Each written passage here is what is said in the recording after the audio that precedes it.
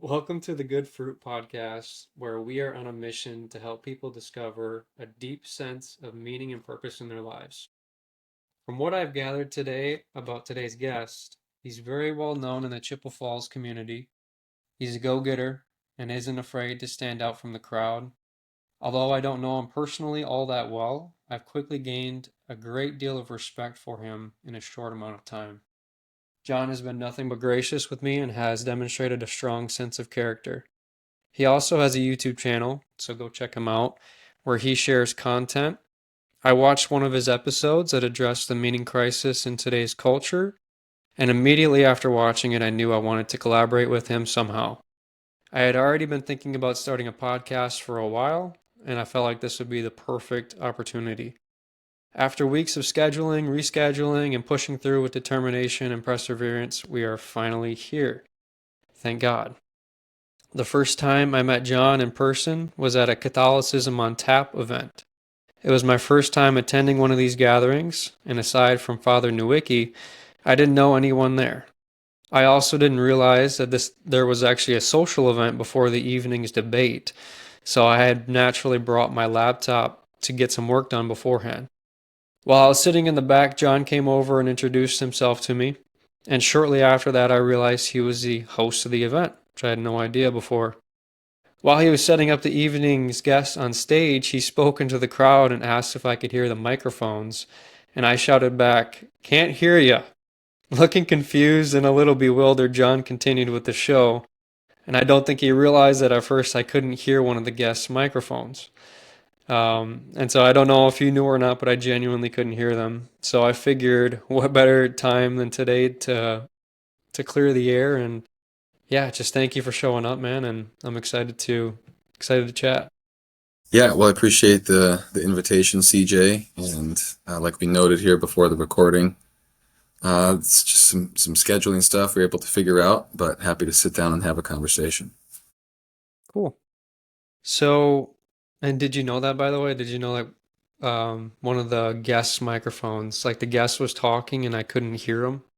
Or did I you? did not know that. No, I thought you were actually just trying to be funny, like, "Hey, can you hear me?" Like, "Nope, can't hear ya." So Yeah. that's how I interpreted it. No, yeah, I kind of figured maybe it seemed like a rhetorical or a sarcastic comment, and I didn't want it to come off that way. Good. It was Cool. funny.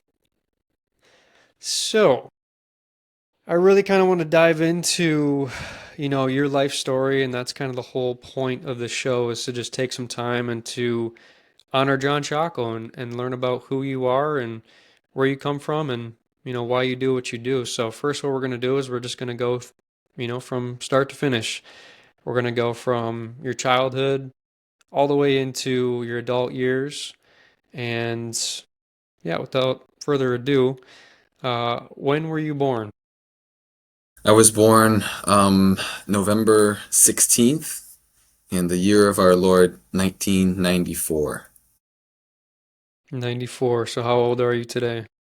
Well, if you're tracking with the math, and by my calculations, and I'm more of a theologian than a mathematician, I'm 30 years old, going to be 31 this November. Big 3-0, huh? Yeah, just for a few more months here, and then we press on to 31, and who knows what happens after that. Yep. Who are your parents? I am born to Rita and Andy Shakal. They both grew up on dairy farms here in the Midwest. My mother just across the border of Wisconsin and Minnesota. My dad grew up about a quarter mile actually from where I live right now with my wife and five kids. He's an electrical engineer and has been his whole career. He's worked at home since the year 2000. That was a significant feature of our family's life, that dad was always at home. He was able to share meals with us. We were homeschooled K through 12. My parents were public schooled, but they kind of made the choice and educated themselves, I think, in a well-rounded way so that they could offer us an education. In this case, it happened to be at home that was rich, that was meaningful, that was really integrated into family life, living the faith. We grew up on what I used to kind of call was a recreational farm because I didn't want to get pegged a farmer by my friends, but it was a little bit more than that. We had about 40 head of beef, and they still do actually. Um, since they were both farmers, it came very naturally to them. So we grew up out in the country and did a lot of reading, did a lot of playing, did a lot of studying, certainly a lot of socializing with friends, sports, so on. So, yeah, my mom studied horticulture and she was stay at home, uh, I think quite happily, after my older sister Catherine was born in 1992. So, yeah, and that they're still at home. I still have two siblings still at home. So I'm the second oldest of seven kids, five sisters, one brother. Two of them still at home, two younger than I. And that's kind of the context or the fabric, if you will, of the Midwest in which I was raised. That's really interesting that your parents were in public school and then they decided to transition you guys into homeschool. Do you know, have they discussed with you like the reasoning behind that? Yeah, I think there's a couple of reasons. The first being that they were just expressed concern over just kind of the uncontrollability of the public schools where you really don't know, and they experience this in their own lives where there's encounter with a number of individuals, families, kids just who might come from difficult families and backgrounds. And so um I think both of them had some difficulty just kind of experiencing the ways of the world, the brokenness of other people, and they wanted to not have us go through that if they could help it. But the second reason, and maybe the bigger reason, is that they felt well poised to be able to offer us a solid education. And doing a lot of research into that, and collaborating with other homeschooling families in the area, it was a pretty rigorous curriculum that they offered that my siblings and I went through, youngest still going through. And so it was both they wanted us in a good environment, but then also a really strong education in which we were like pressed to really dive into our studies, but then also B, it was kind of a wide open. The thing about homeschooling is that it's kind of a wide open arena where if you really catch fire with a topic, you can really run after it. You're not necessarily you're not sort of just walking alongside a classroom of 20 or 30 other students and stuck. I don't want to say stuck, but it's just sort of like you're entrenched at their pace. There's sort of a collectivism, which isn't a bad thing, certainly. But one of the fun things about homeschooling, in my own experience, was I was able to really run after something. I joked a little bit about math, but math and physics in homeschooling, I really enjoyed that and really in high school just worked ahead in my physics classes. Same with certain history classes and things like that. So there was a freedom there that they, I think, and we as the students enjoyed in the homeschooling enterprise. Interesting. Yeah, so I'm just kind of trying to set the stage for, the world that you were born into, like as soon as you were born. And so it sounds like your parents were, also go-getters and they wanted to do something different and go against the grain. And so I could totally see, how that's worked into your character now, as I mentioned in my intro. Um, so that's kind of your mom and dad, they were very determined and ambitious and they wanted to put you into like a good environment to where, they felt they probably had a little bit more control over, what you were exposed to and, really give you the best chance at cultivating your skills and your passions, which I think is really cool. Now, your siblings, you said that you were the second oldest? Yeah, second oldest of seven. So you were born in, and who was born before you? My older sister Catherine was born a couple of years before me. Then it's myself, like I said, born in '94. Then Maria is next, then Claire, Joseph, Bernadette, and Margaret. Tell me about Catherine. Well, she's the mature second mother, if you will, of the family. High standards were set for me as the second oldest. Temperamentally, there's a little bit of variety, if you will, between my older sister and I. So she was, um, yeah, I think just very, very steady as a child, a little bit more cautious and careful, but also very ambitious intellectually and with her studies. Very pious in terms of her faith, and still is all of those things. Um, very intuitive and insightful, and somebody that I've always looked up to. And now, as adults, we have a great relationship. Very cool. What about your other siblings? Yeah, well, Maria, she's the one after me. She loves being at home. She loves being on the farm. She loves walking the dog and being with the just being with the animals. I think her greatest and highest aspiration, which frankly is a great and high aspiration, is to just be on the farm and live a good, quiet life. Claire, after her, is married and she has two kiddos. Um, she lives in Salt Lake City with her husband Matthew. She's of the seven kids, she's probably her and I are probably the most similar in terms of temperament, I suppose. For better or for worse, maybe a bit more extroverted.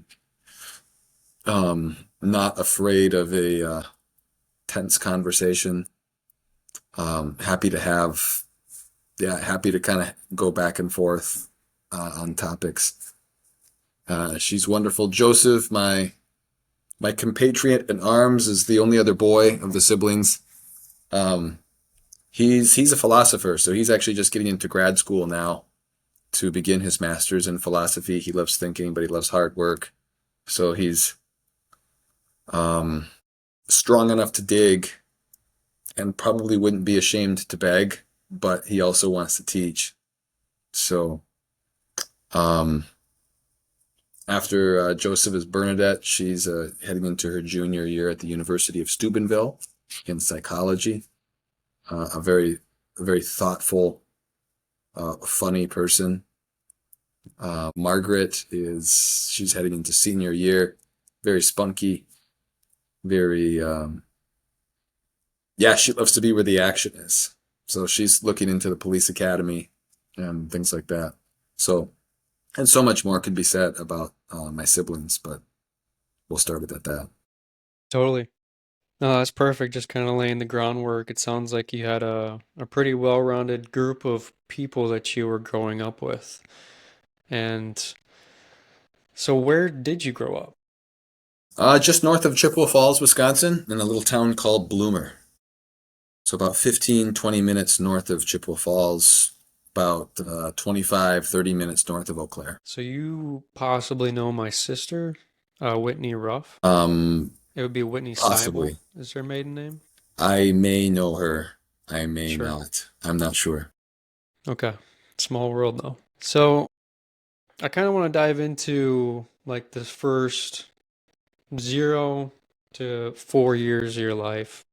Because, there's that point where we're zero and, we don't really have all of our faculties fully developed and might not have a lot of memories from then.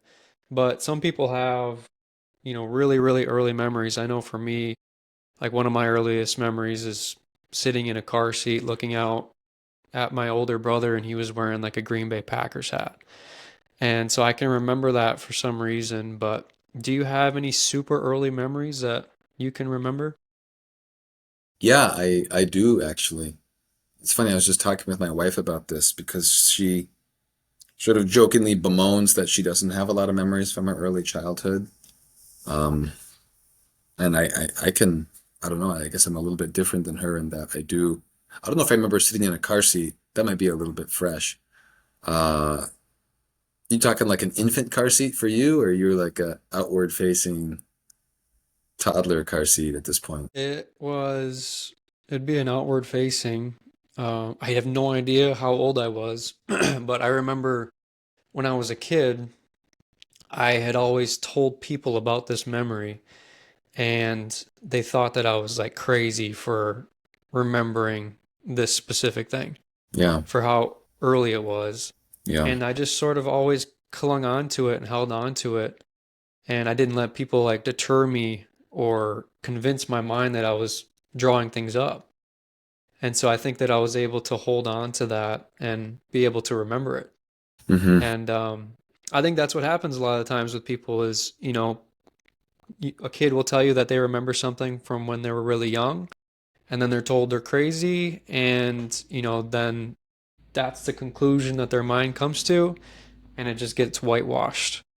But it sounds like you're a little bit of a different story where you have some of those memories and you've been able to hold on to them. Yeah, I remember the I remember when my younger sister Maria was born. I remember certain elements of that. She's born in September of '96, so she's a little less than 2 years younger than me. So I remember life in our first house. At this point, we lived down just north of Chicago, in a suburb called Joliet, or Romeoville, rather, which is kind of funny. There's the Joliet and Romeoville. There you have it. Um, so yeah, early memories of being at home, running around, living the life of a child, building forts in the backyard, driving in the car for the long trips up to this area where Grandpa and Grandma lived. So, Mom and Dad both reading books to us, watching the Packers on the first TV that my dad got, probably in 1996 or 7, perhaps.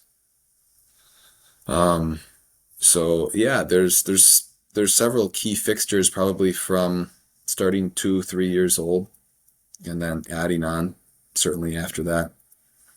But um, I was pretty carefree as a child. Again, we were really blessed to have a stable home and a stable life, and my parents certainly wouldn't profess to be perfect, uh, but they're good.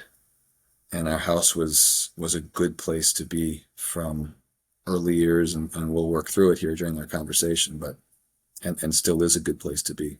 This evening, in fact, jumping ahead to 2025, as we always do on Wednesday nights, I bring my 5 kiddos over and my wife, sweet Miss Rachel, to my family's house for supper. So every Wednesday night, we still go over to my mom and dad's for a grill out or for supper. And so there's really a sort of tribal unity and collective responsibility in the Shakal family that is an enormous source of security, I think, stability for everybody. I could totally see that. Kind of multi-generational topics I have also in store for us a little bit later on.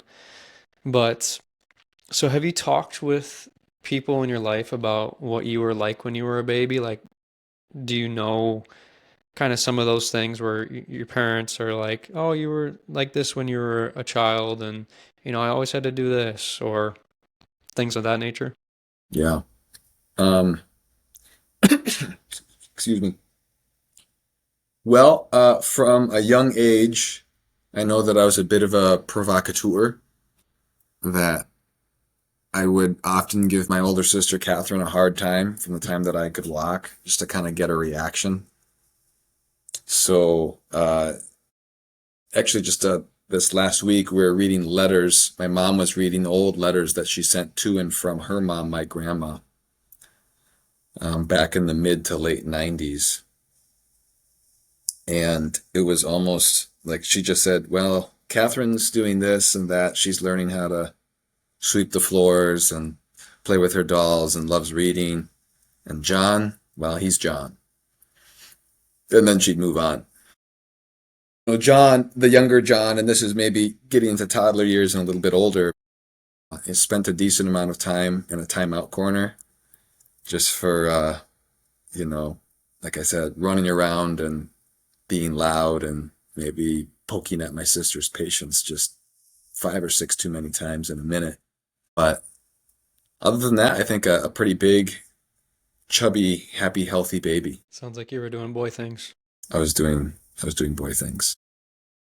I was also a very chubby baby. When I was born, I was uh I was pretty small, and then I just kind of inflated like the Michelin Man. Yeah, Yep. yep. That's a good look on babies. It's a great look. I also have this classic picture of me in a Speedo, and it's definitely made its rounds on Facebook. Hmm. Yep. Do you Bring it remember back. any like big events that happened around the time of your birth, like big world events, maybe like wars that started, or like movie releases, weddings, things like that? Yeah, not really around the time of my birth. I mean, a couple of years after. I mean, there were certainly news events going on in like every day in the news cycle when I was born. I don't know that I could point to any right now. One big thing was in the 90s for anybody paying attention to the sports world was when Brett Favre came to the Packers and the Packers got good. And then in 96, won a Super Bowl. In 97, went back to a Super Bowl. So I remember that being sort of a part of things. Um, but, you know, from the Packers to Bill Clinton to, just that age of life to the old Cavalier car my parents would drive around, it was, it was, it was a slower pace of life. So, and even as a child, you're not really attentive maybe to the pace of life, but I do recall just from what I remember, even living in town, just life was different. There was a lot of people walking outside, down the sidewalks in the yard, people of all ages. And that's not necessarily the case today. Certainly people are walking, but they might be walking looking down ostensibly at their feet, but then you see they're holding a phone. And of course that wasn't a thing in the 90s. My Did you feel dad like didn't have a cell phone, he had a pager for work, right? So when his boss or somebody wanted to get a hold of him, it was, I don't know if you're familiar with these little devices, they seem so ancient now, but he'd get a notification that he had an email or a message waiting for him, and so he'd have to go back to the office. So there was no cell phones, so there's that kind of technological environment. did you feel like time moved slower when you were a younger kid? Yeah, I think certainly, we just experienced less life, and so the volume of life with which to compare our days is just a smaller sample. Right. So now it's like it stacks up where every day is like a small segment. It feels like just flies by. But yeah, I think life was slower. It certainly felt slower. My parents probably wouldn't say the same thing, but yeah, And then, so I kind of want to dive. We talked a lot about your early memories. Was there any that like really stick out to you? Like one that you can just like draw to mind and that you can just like feel yourself in the situation? yeah. There's a couple of them, both around birthdays. Um, One of my birthdays, I think it was maybe my third or my fourth. I got this big Tonka truck, like sand toy, and I love that thing. And for my next birthday, I was hoping to get a Tonka front loader. And instead, I got a foam football, this yellow or this orange and black foam football. And at that point, I had no interest in sports whatsoever. And I was like, I remember being like viscerally upset I think this is my fourth birthday now, of I don't have a football. I don't want a football. And I'm like whining to my mom and to my dad, like, I don't want a ball. I want this or that. And I remember my dad saying something. He said, um, well, see, my mom was trying to calm me down, like, it's okay, John, let's go and have some cake or whatever. And my dad's like, maybe he shouldn't. He's complaining about his present and his ball, and he's just whining basically. And I remember thinking, huh, he's right. What the heck am I doing? So this is my fourth birthday. And so I remember the conversation at the dinner table for that birthday of just realizing that life is not really about me, and I wouldn't have put it that way at that point, but that's how I articulate it now, is sort of a first sinking in of I'm that life isn't about like what I want or the gifts the nice things that I want to receive. It's about something more, even if I didn't understand what. Yeah, that's very powerful and deep for it being so early on. I think that was like a really mature thought for a 3 or 4 year old to have, of realizing I'm not right in this situation. Like he's right. So that's really cool. Yeah. What was the other one that came to mind? I know you mentioned there was a couple of them. Yeah. Well, I remember building a fort in our backyard with my dad. We got a bunch of lumber.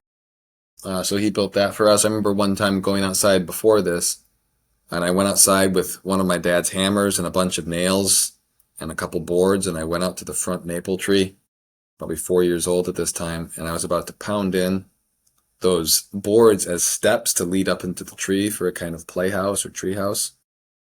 And my dad happens to come home during that time, and he's like, "What are you doing?"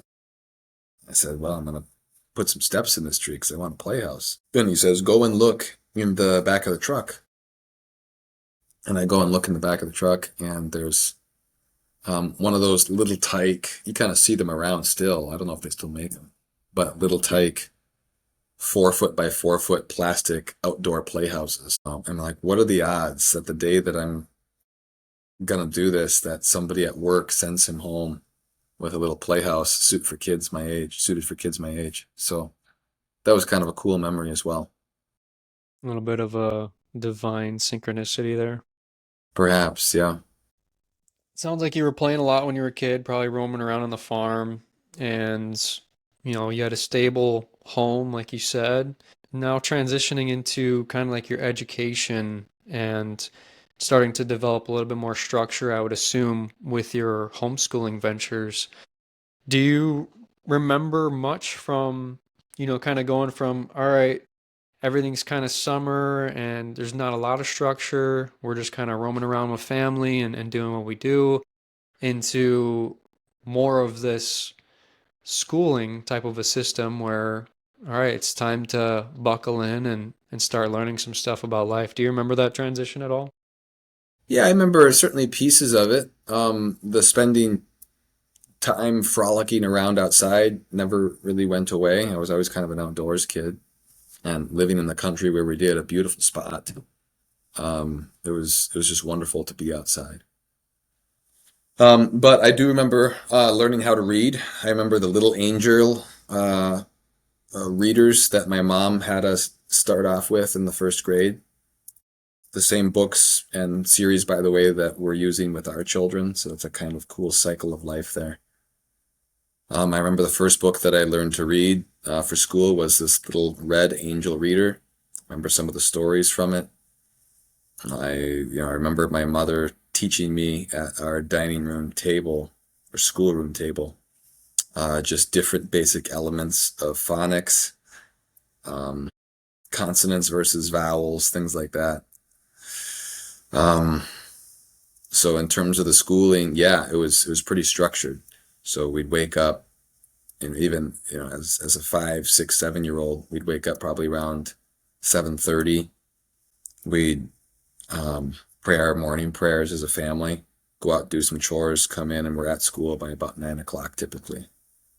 And at that age, five to six to seven, probably done with school around just after an hour or two, a couple hours, so probably by 11 or noon. And some other chores, ample playtime. Next thing you know, it's supper time. So those would have been some common moments of those years. So it's kind of like a gradual transition. You went from not having school to having 1 to 2 hours of school, and Yeah, then your and that's parents that's are still actually a kind of that's focused actually a on, key. Well, I'm sorry, I cut you off there. and so your parents were still, I'm guessing they were focused on like what are your natural inclinations as well, because it sounded like you were still outside playing, still doing some of the things that you were doing when you were very young. Yeah, I think you're right. There was that kind of flexibility there. So one of the signal features of homeschooling is built-in flexibility, so that a well-managed sort of homeschooling situation can um, it can really develop organically. So for me, it was a benefit, and for other people, more of a just jumping right into maybe longer days at school for a 5 or 6 year old, they can do well with that. I remember doing well with just starting maybe with an hour of school every day, and then next thing I knew, it was 2 hours. The next year, it might have been 3 hours.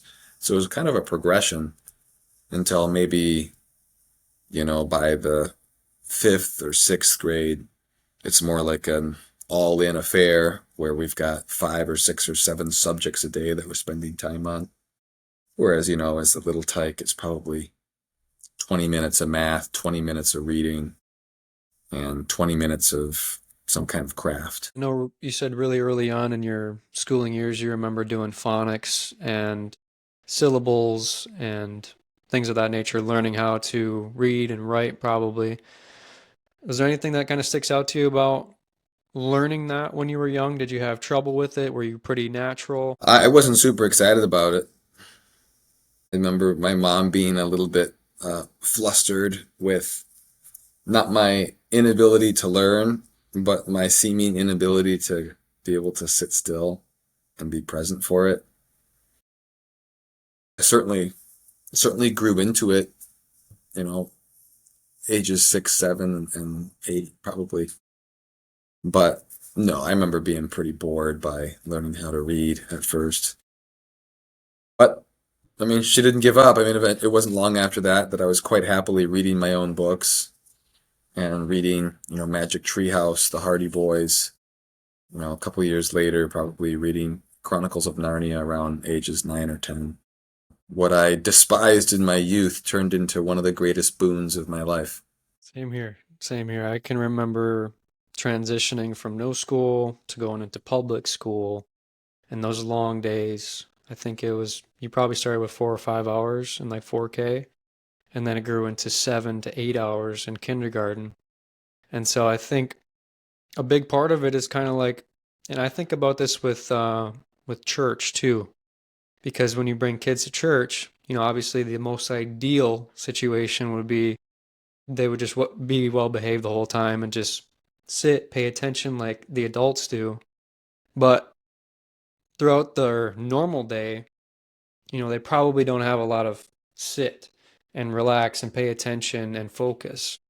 And so it's kind of the same thing when you transition from no school to 1 to 2 hours of school. How do you adjust your behavior? How do you adapt over time?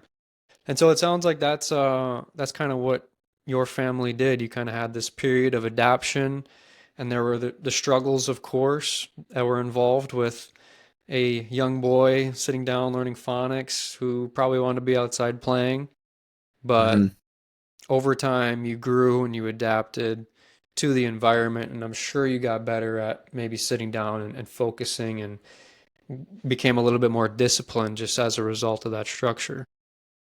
Yeah, I think from early on, our parents did a good job of sort of forming us as education and living and playing and praying and everything that we did as as a kind of way of life, as an intentionally chosen way of life. And so for all of the playfulness and ambition and creativity and wanting to just sort of be free as a young child was practically grounded in the just the program of life of being part of a larger community, the community of the family.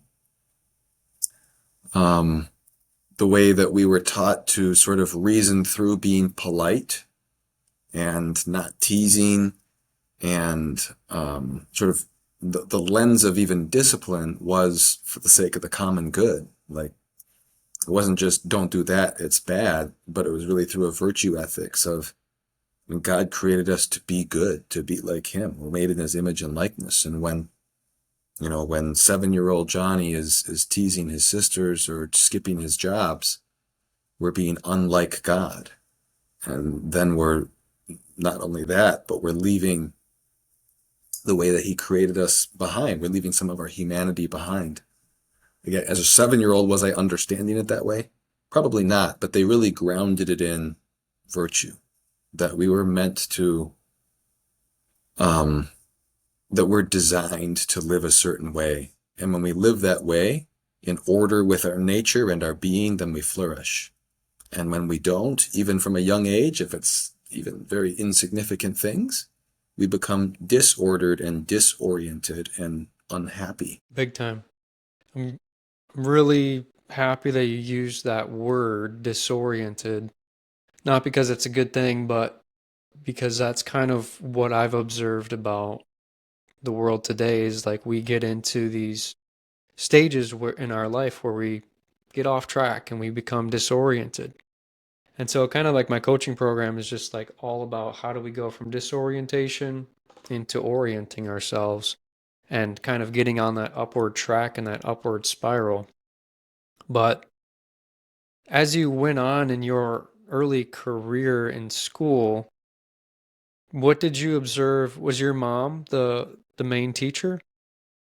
Yeah, she was the main teacher for the regular topics. Excuse me. Got a little itch in my throat. Oh, good. Yeah, she was the main teacher, and then my dad was the principal, if you will. So to be sent to the principal's office meant to be sent upstairs to dad to get things straightened out or reoriented, if you will. So, but for the lion's share of topics in schooling, my mother would plan it out. She's an organizer, and off we went. Did she was she pretty it sounds like she was pretty talented with her ability to go in and organize everything and a good teacher and a good role model. Can you elaborate on that a little bit? Yeah, well, my mother is excellent at planning and making plans and seeing a bigger vision.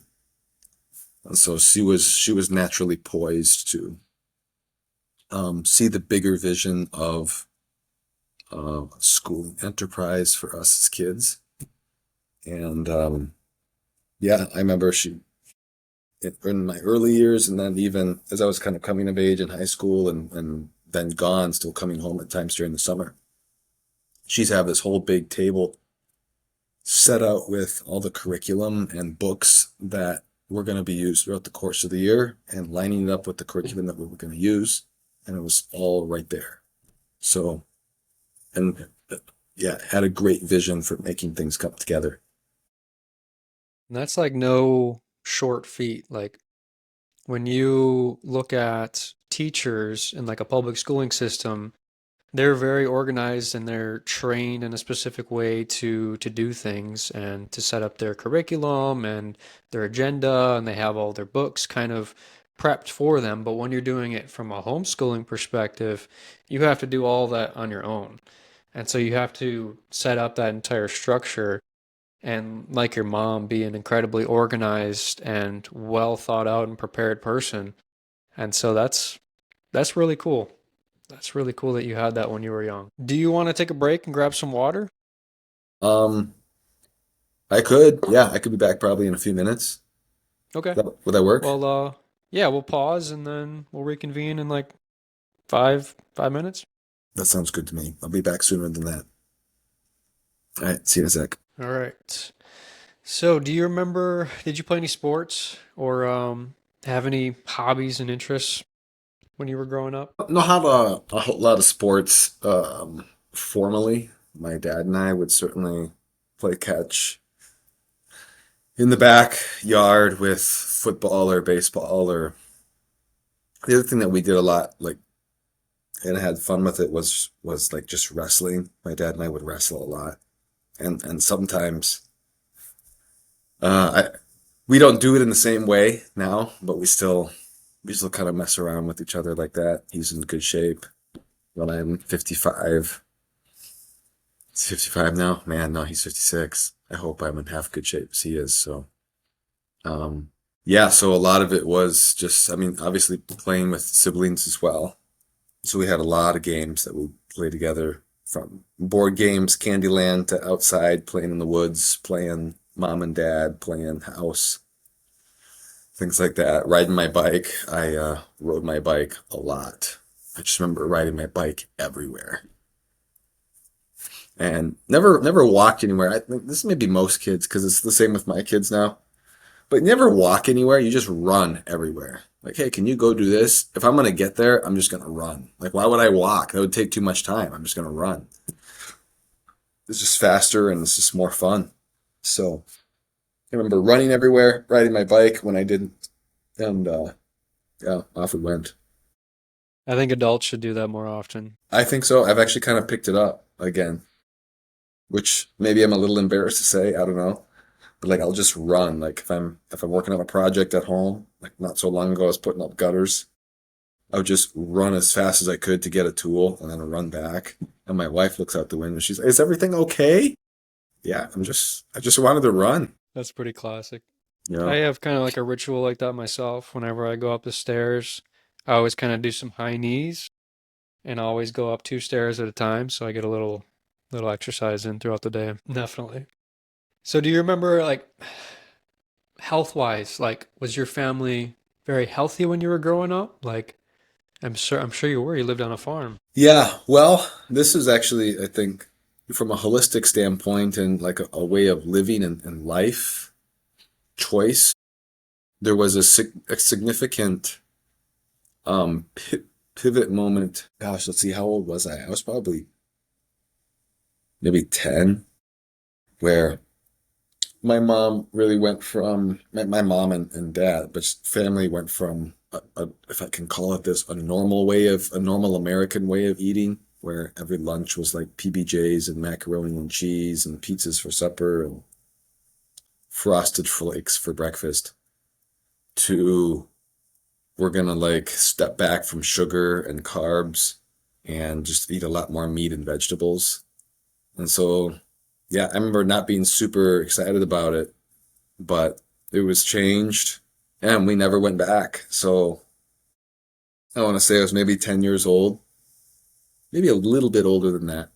And it was every single lunch, salad for lunch.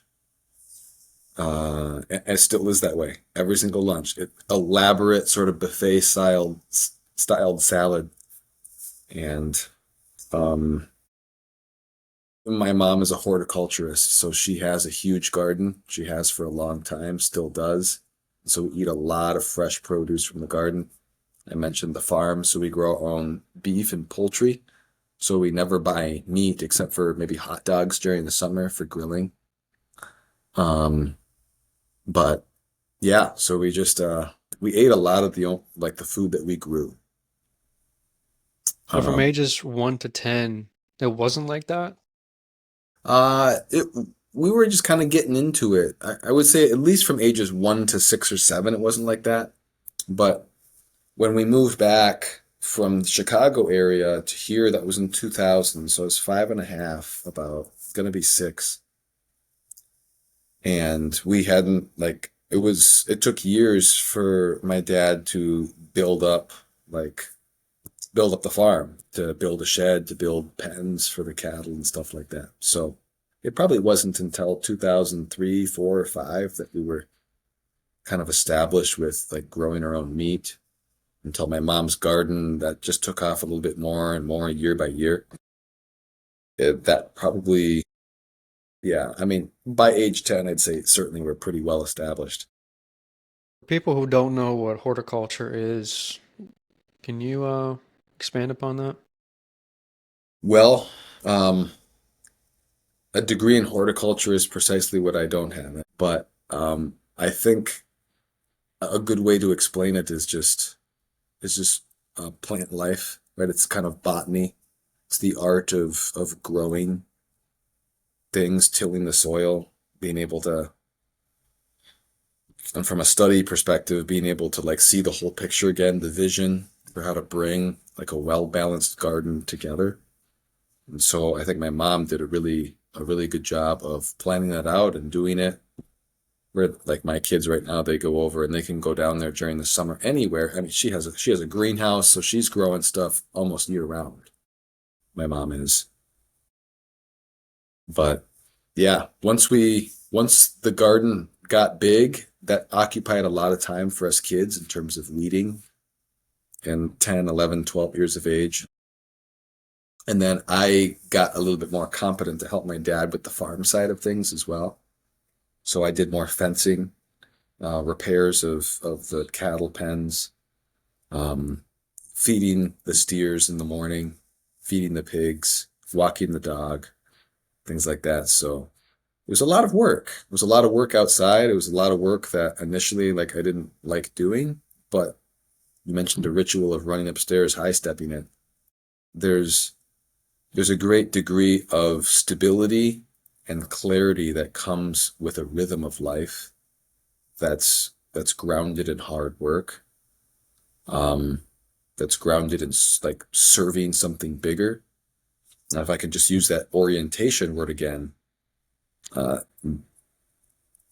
it sets a view towards life and living that is rooted in family and is rooted in work and is rooted in self-gift.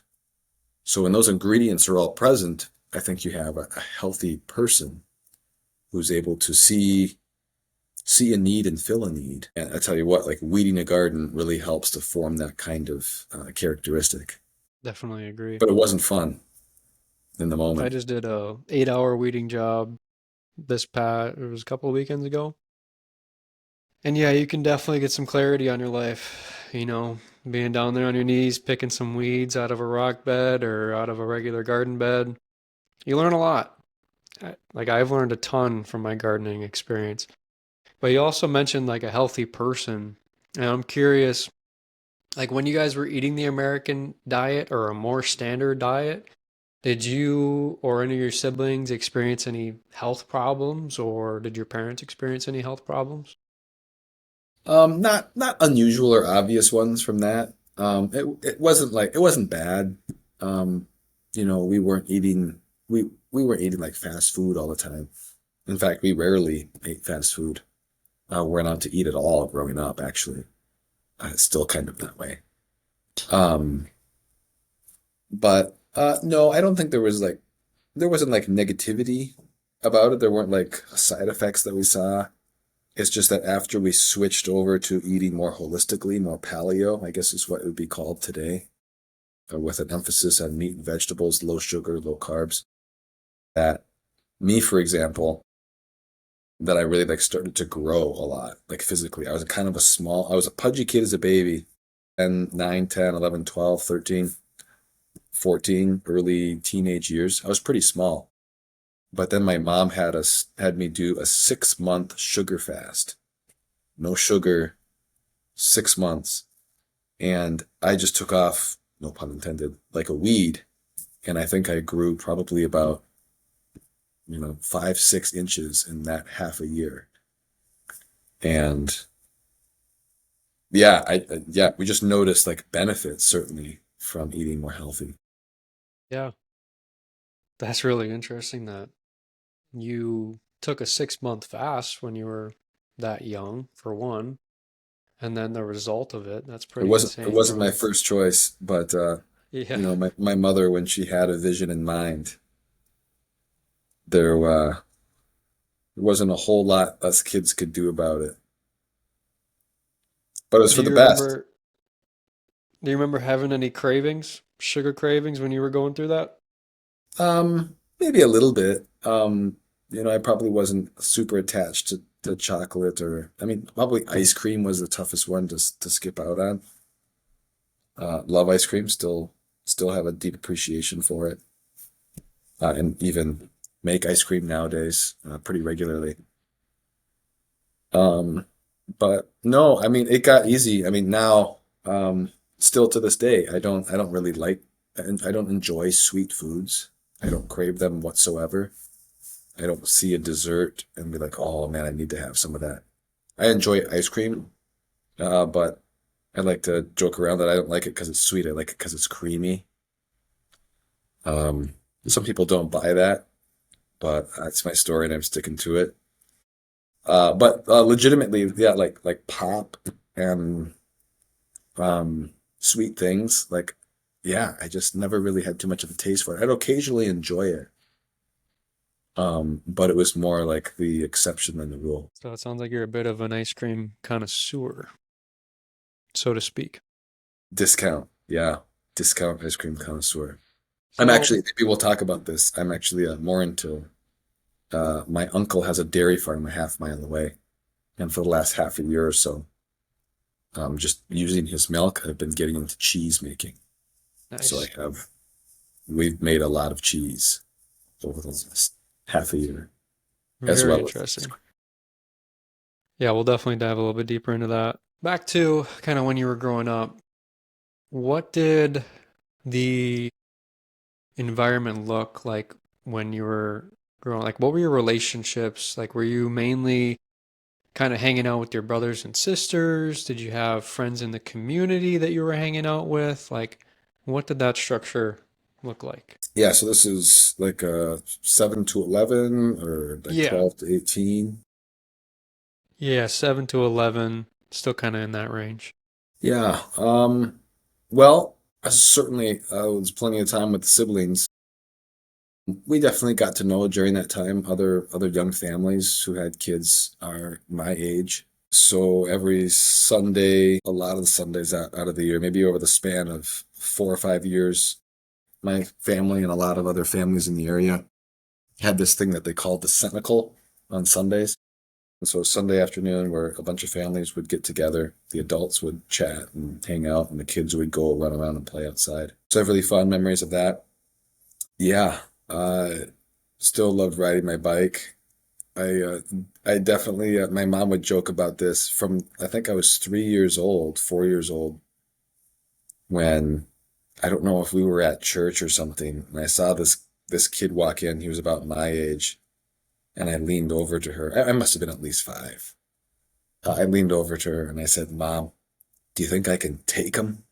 And I don't remember this moment, but she certainly does and has never let me forget it. Um, but yeah, did a lot of wrestling. There was this couple kids, one boy in particular who was my age that we like had a mutual respect for one another, but we also didn't like each other all that much, so we'd wrestle quite a bit. And like we weren't, yeah, like I shouldn't say like didn't like each other, but we wanted to be like the alpha male as an 11-year-old. So those were some fun stories. And at that point, I was getting more into sports, I suppose, as well. Sounds like you were handling your grievances like men at that age already. Yeah, they like, well, let's not resort to words. Let's resort to pound for pound wrestling. So how do you think that type of an environment like that like affected your overall development? Like, was it a positive, negative, or was there kind of some aspects of both? Um, yeah, well, I think there was a natural, for him and I, we were both pretty naturally competitive. And I think when somebody's competitive and they want to get ahead, they're naturally threatened by other competitors, even if there's no actual threat. So there's a perceived threat versus a real threat. I think this is true in all sorts of elements of our lives. Um, so, just from a maturation standpoint, my parents and his parents kind of understood that's the way that we were. And so they'd kind of allow us to duke it out and give us some guidelines, I guess.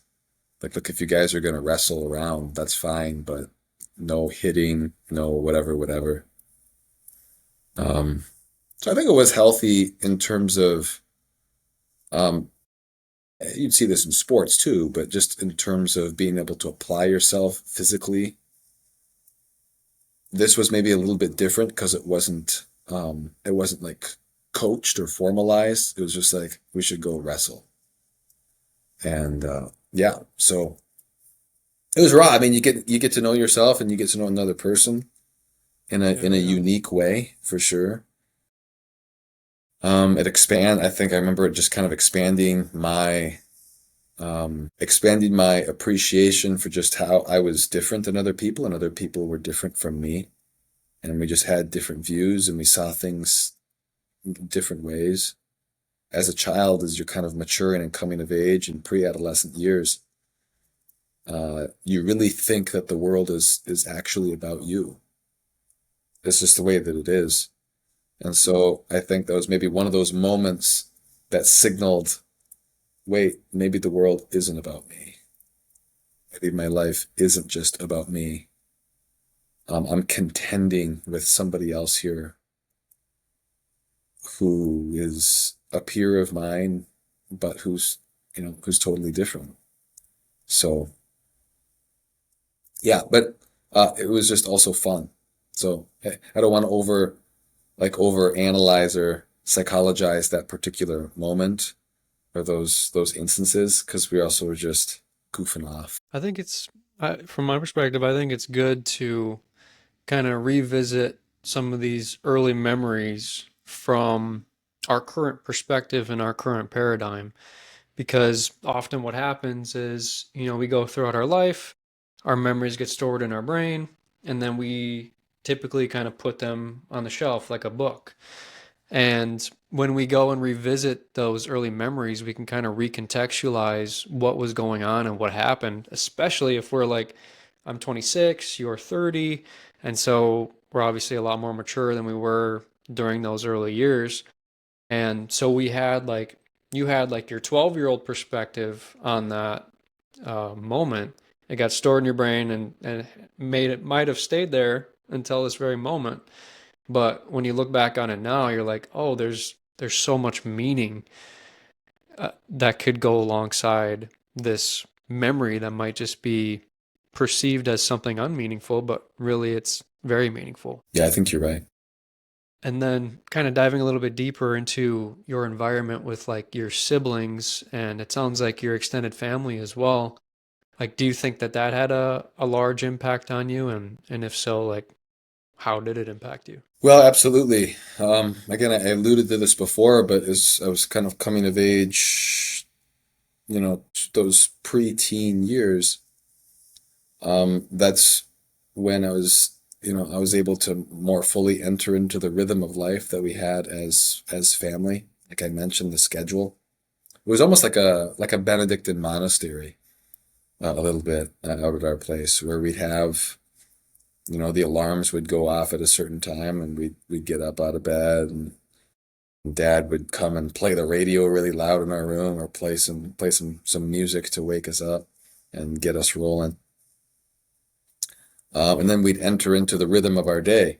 So again, there was a kind of, it wasn't necessarily like boring either. I mean, I certainly remember being bored at certain instances, um, but we had a lot of fun as well, living life. Again, structure in classical philosophy or anthropology, structure is not something that binds us down, but that actually frees us to do something profound, frees us to do something ingenious, frees us to do something creative. When we don't have a structure and sort of guardrails to our life, from a young child to an adult with moral issues, we're in fact not free. We're not free to imagine to achieve as profound things as we otherwise might able to be. So we might return to that, but just a simple analogy.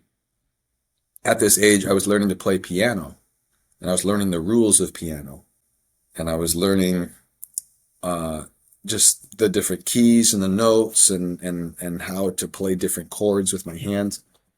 And I didn't really like it at first because there's a lot of rules, there's a lot of things you're supposed to remember. But as I got a little bit better, I only did piano for 3 years, but by the third year, I was not bad.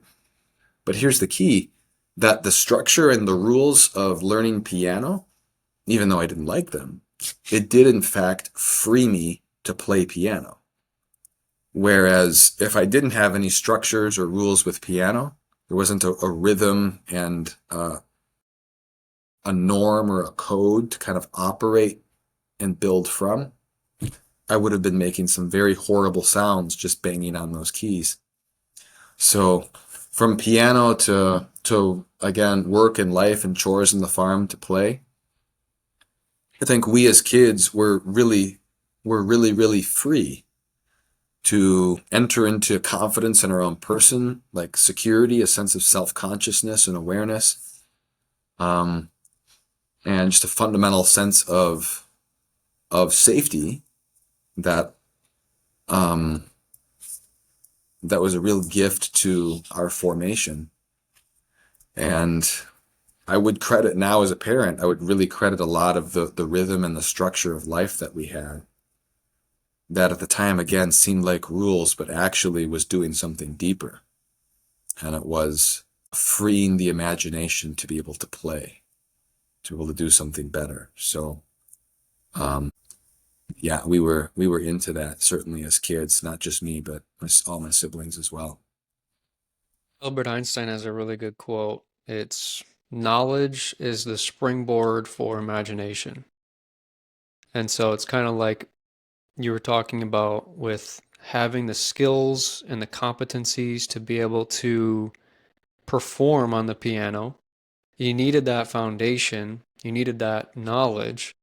And then in order to springboard your imagination and your creativity, like it, the knowledge and the competency were a prerequisite for that. Was there any other things that you did that you felt you were really kind of in your flow state or channeling your creativity when you were young besides the piano? Well, I wouldn't even say the piano was on that list of things No. that were my vibe. That was um, I kind of wish that I stuck with it. But I know at that age I started to get into woodworking and craftsmanship quite a bit, which is an interest that has stayed with me to this day. So I would make benches, birdhouses, bird feeders, um, shelves, chairs, things like that. And I really enjoyed woodworking. I'd spend long hours out in the garage using all of my dad's tools and lumber to to build stuff. That excited me, and it still does. I love building things. So last year we built a house, and while much of it was contracted out, a significant minority of it wasn't. And so I was able to do that and really apply myself, which is a lot of fun and fulfilling. Was that kind of a dream for you, just kind of having the building background to build your own house? Certainly many projects that came with the house. So I love fun building projects. And what I mean by that is things that include a little imagination. Um, so I remember as a young teenager, maybe even a little bit before that, watching National Treasure. I don't know if you ever watched National Treasure with Nicolas Cage.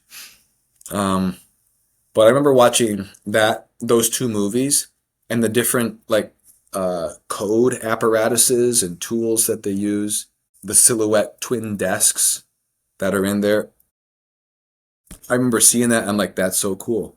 And I did something like that actually to my school desk, where there was like a combination with the drawers to get one of the drawers that was my safe basically in my room to get it to open. So I love creative projects like that. Where we built our house, there's an old silo, an old rock silo. And one thing that I'm looking forward to is, Lord willing, turning that into like a social lounge where you have a ladder to get up there to the top, and there's like a little deck, a fire pit in the middle. You're obviously elevated pretty high off the ground, and then maybe like a slide to get down, a fireman's pole, um, you name it. So just things that, yeah, creative projects I've always really enjoyed. But other kind of work, baling hay, not fun. Painting walls, somebody else can do that, as far as my sensibilities would be concerned. So kind of before we dive into like your teen years and more of your adolescence, like what were some big challenges, personal challenges that you faced in your earlier years? Yeah. Um, I think patience would be one of them. I had a bit of a temper as a child. I think I was pretty strong-willed as a child. I didn't Second, we're back. Um, yeah, wasn't super patient. Would throw some tantrums, some of which are pretty memorable, I suppose. Yeah, so definitely had my fair share of consequences that I'd have to deal with, and extra chores and extra work, or timeouts, or loss of privileges, just because I couldn't get out of my own way with, you know, still being like self-focused and self-centered in a way that like some of my siblings, my sisters, for example, weren't. So, yeah, so my mom and I would really go back and forth. I think that would be a big challenge that I would identify for both her and me, is that there were definitely days and weeks where I was just upset at her or upset at my siblings and was like, I'm gonna stay mad as long as possible just to show kind of how serious this is to me. I'm gonna I'm gonna really stick with this to show my mom and my dad perhaps that this is serious business that they're dealing with me. Like I'm the real deal. So yeah, I think just yeah, that would probably be the biggest one. Would be anger, respect for other people, learning how to just regulate my own emotions and thoughts, feelings, desires. You think that that was kind of like a natural response to the environment that you were in? Like, I'm sure you were looking up to your mom and your dad as a role model, and also your sister. And, you know, as a kid, you're very survival oriented, like you're just trying to figure out what's going on. And so, do you think that that was sort of a natural response for you growing up? Yeah, I think so. I mean, I think emotional regulation is a normal challenge for any child who's serious about wanting things. Um, yeah, I think that's probably pretty normal. I think added to that was just maybe my temperament of really wanting what I want, feeling big feelings, if you will. And like I think I was just like decently stubborn and again pretty competitive. So um I didn't like it if my siblings got too close to things that I was working on. I mean, I remember like unfortunately not being very nice to my younger siblings, my younger sisters in particular, just because I wanted to be in charge and be number one and almost like seen on a different like on a different in a different way than them. I didn't want them to try to be like me because I would maybe lose a little of my uniqueness. So, um, in that early search for identity, I was I think my anger was a way of expressing frustration and like not having that figured out. So pressing against the rules, pressing against my parents, pressing against my siblings, and even my friends a little bit too, was symptoms of a deep sort of unsettledness of like, who am I as a 11-year-old, really? Like, yeah. So was kind of sarcastic and I think rude. And that certainly continued into some of my adolescent years. But those habits, I think, really took hold, probably. Those bad habits. Good habits too, but the bad habits um, of frustration, of anger, of competitiveness, of maybe a kind of sarcastic meanness sometimes took hold during those times as a way to set myself apart. So then, as you moved into your adolescent years, did you, like 12, 13, 14, this type of a range, did you start to outgrow that, or did it start to pronounce itself even more? I think some of the tantrums um, would probably be more pronounced, probably up until the age of 14 or 15. Yeah, where I would just like be outside and just be shouting and no, I don't want to do chores. I'm always doing chores. There's too much work. Somebody did this to my fort. Um, yeah, I think it probably did just get more pronounced for a time. and just a little bit more intense, because there wasn't just the feelings again of like, who am I and what is my life about? And I feel a little bit put off by, like, I feel threatened by other people being like me. It was also then sort of the personal tension of relationship, of, what can I really get away with? What are boundaries really for? Uh, do my parents have a right to tell me what time to go to bed when I'm 13 or 14 years old? Um, what if I don't? What if they never find out? So there's this natural, I think, pushing of the boundaries of, like, what can I do and get away with? That you just kind of have to experience as a normal sort of growth and development. So, yeah, those stretching and pushing of the boundaries were were louder, no pun intended, and a little bit bigger during those times. I'd be sent to the principal's office, again, my dad's office during school, probably with more frequency. He and I have always had a pretty tremendous relationship to this day, still do in many ways. He's really my best friend, my wife notwithstanding. But, he's an engineer, so then he'd like logically walk me through again and again, like, so, what were you thinking when you said that, um, that you didn't like your sibling? Do you really not like your sibling? Or are you just afraid that they might do something that, or are they doing something that's annoying you or something like that? So he really added an element to the conversation of just like, here's the logistics of just like, walk me through what's going on. And he's not like he's not like he wouldn't have been approaching it like a psychologist or a counselor, like, okay, John, here's your developmental growth opportunity for today. It was much more just like, on paper, show me what's happening. Like, which of these words do you feel like? On a scale of 1 to 10. And that was actually kind of effective for me. So you remember responding pretty well to that. Yeah, I think being able to identify symptoms not as the problem, but as a signal of a root of something being off. So my being upset, getting angry, getting frustrated at my siblings is not the problem, and they're not the problem either. So helping me see, and my mom too would be helpful for this as well. Just like, like, why are you upset? Well, because they're doing this. Yeah, but that's okay. They do it to other siblings and you're not upset. How come you're not upset about that? And just being able to trace it back to, whatever it might have been. Maybe I was just hungry or tired or grumpy or whatever it might have been.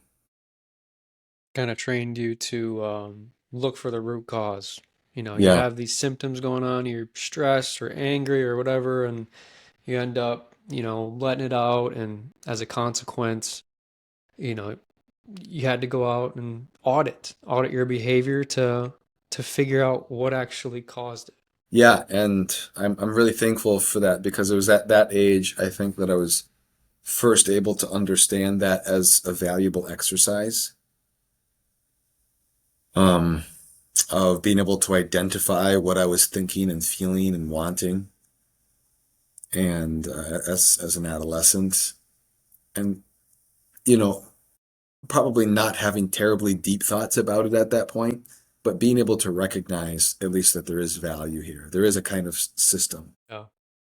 I'm sure having your dad kind of walk you through the actual thinking involved, it, in a way, it kind of moves you into becoming more of a man because I think as men, like we tend to avoid our emotions to some extent, and we don't really know how to integrate them very well into our lives. But at a young age, you kind of had that male role model, that masculine role model to guide you in your rationality and your ability to think clearly so that you can mold your emotions into something useful. Right, right.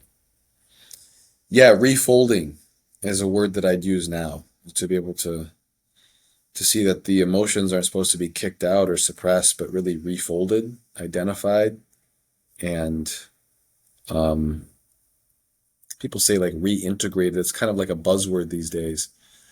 Um, but practically, I think like aimed, like repurposed. Like, what is the purpose of this emotion? What is the purpose of my anger? What is it telling me? Or of frustration, or of just like sadness, or moodiness, or excitement, or joy? Like, to what end is this bringing me? This is an instrument. Emotions, our bodies, our minds are instruments to some good, to the final good, of course, we would say, to be with God in heaven forever. But until that point, they're instrumental goods that either help us, they're instruments or tools that help us along that path, or that can hinder us or hinder other people as well. Yeah, very well put. So like during this transitional time, do you remember like was it like a generally like a pretty healthy transition for you? Like were you eating pretty good foods and like, you had the stable environment at home, like besides the anger and the outbursts, like how was everything else? Well, the food was still good. The food was still salad and organic grass-fed beef, so that never really went anywhere. Still hasn't gone anywhere. So thankful for that. Um, So a lot yeah, of burgers, like steak. yeah, a lot of hamburger, a lot of steak, and then we started growing poultry as well, so plenty of chicken too. Yeah, other key features of that time would have been, expanding like my social purview and relationships, getting to know other people. It was I think I was maybe 15 years old when I started going to one of the local youth groups here down in Chippewa at St. Charles. And that was really big for me. I certainly had friends before that. As a homeschooler, sort of this stereotype that you guys probably didn't have any friends. What were you doing all day long? Well, hanging out with my siblings. They're all I need, kind of things. That's not exactly accurate for a lot of people, and my family included. Yeah, I'm a very social person, and that sort of discovering of the social value of friends beyond even like the homeschooling community that we were in. There was a kind of transition probably around the ages of 14, 15, 16 into many of my good friends were in fact not homeschooled. They were, going to the private Catholic school here in town or going to public school. At this time, of course, heating up as well as the reality that women are like suddenly astonishingly attractive. And so there's that too, and early crushes and being crushed upon, I suppose. Um, so that was, there was just a lot of things going on. So I'd say key features of my life from ages 13, 14, 15 is growing in relationships outside of my house, seeing the value of work now at home because I'm inviting people over to our house and they're really surprised and delighted by the way that we were raised and delighted by the pace of life at the farm. And they just maybe didn't have that. So I like, holy cow, maybe this is special. Um, Learning how to pray. It was at that time that um, into our daily schedules in the morning, my parents set aside, better leave that in there just so people have the real thing. Um, it was also at this time that my parents really helped us develop a personal prayer life. So we'd pray together as a family every day. Morning prayer in the morning. We'd eat lunch together every day. We'd pray. We'd pray what's called a Divine Mercy Chaplet, just a simple short prayer, probably 5-7 minutes, focused on the Passion of Jesus. We pray that every afternoon in the 3 o'clock hour. And then in the evening, we would read scripture together. We'd meditate on scripture, perhaps through the rosary, the mysteries of Jesus' life. My dad always personally blessed each one of us before going to bed. So there was a kind of ritual there as well. there's a focus on living in blessing. So I mean, we're as a religious family, religion was a deep and essential part of our life, the way of living, of seeing the world, of seeing our work, of seeing our school. So we were like formed to see God as not only our beginning, but our ultimate end. And so in the Greeks would call, Aristotle would call it our telos. So if God is our telos, or the end for which we were designed, examining our actions, the arrangements of our life, the way that we were thinking, like, is it helpful towards that end, or is it not helpful towards that end? And so this also, in terms of a conversation about sin from a moral perspective as a Christian, like sin and virtue, we saw just sin not only as bad, not just sin bad, you'll go to hell, or that's not good, but sin is a corruptible element of our life. Sin disorients us and disillusions us and distorts us so that we can't see the clarity of the end for which we were created. And so I think that was a helpful way to think about sin, because it wasn't just like sin bad, don't do it. There was more to that. It's like, you don't want to distort your humanity. That thoughtful perspective on morality as somebody coming of age who's really like, curious about the moral order, like what's wrong, what's right, who says that swear words are wrong, like they're just words kind of thing. Whatever it was, purity and sexuality, the kind of music or movies that would be watched, to just life in the home and decency and respect. Like, who says it's wrong? Like, you? Like, why should I trust my parents at that point?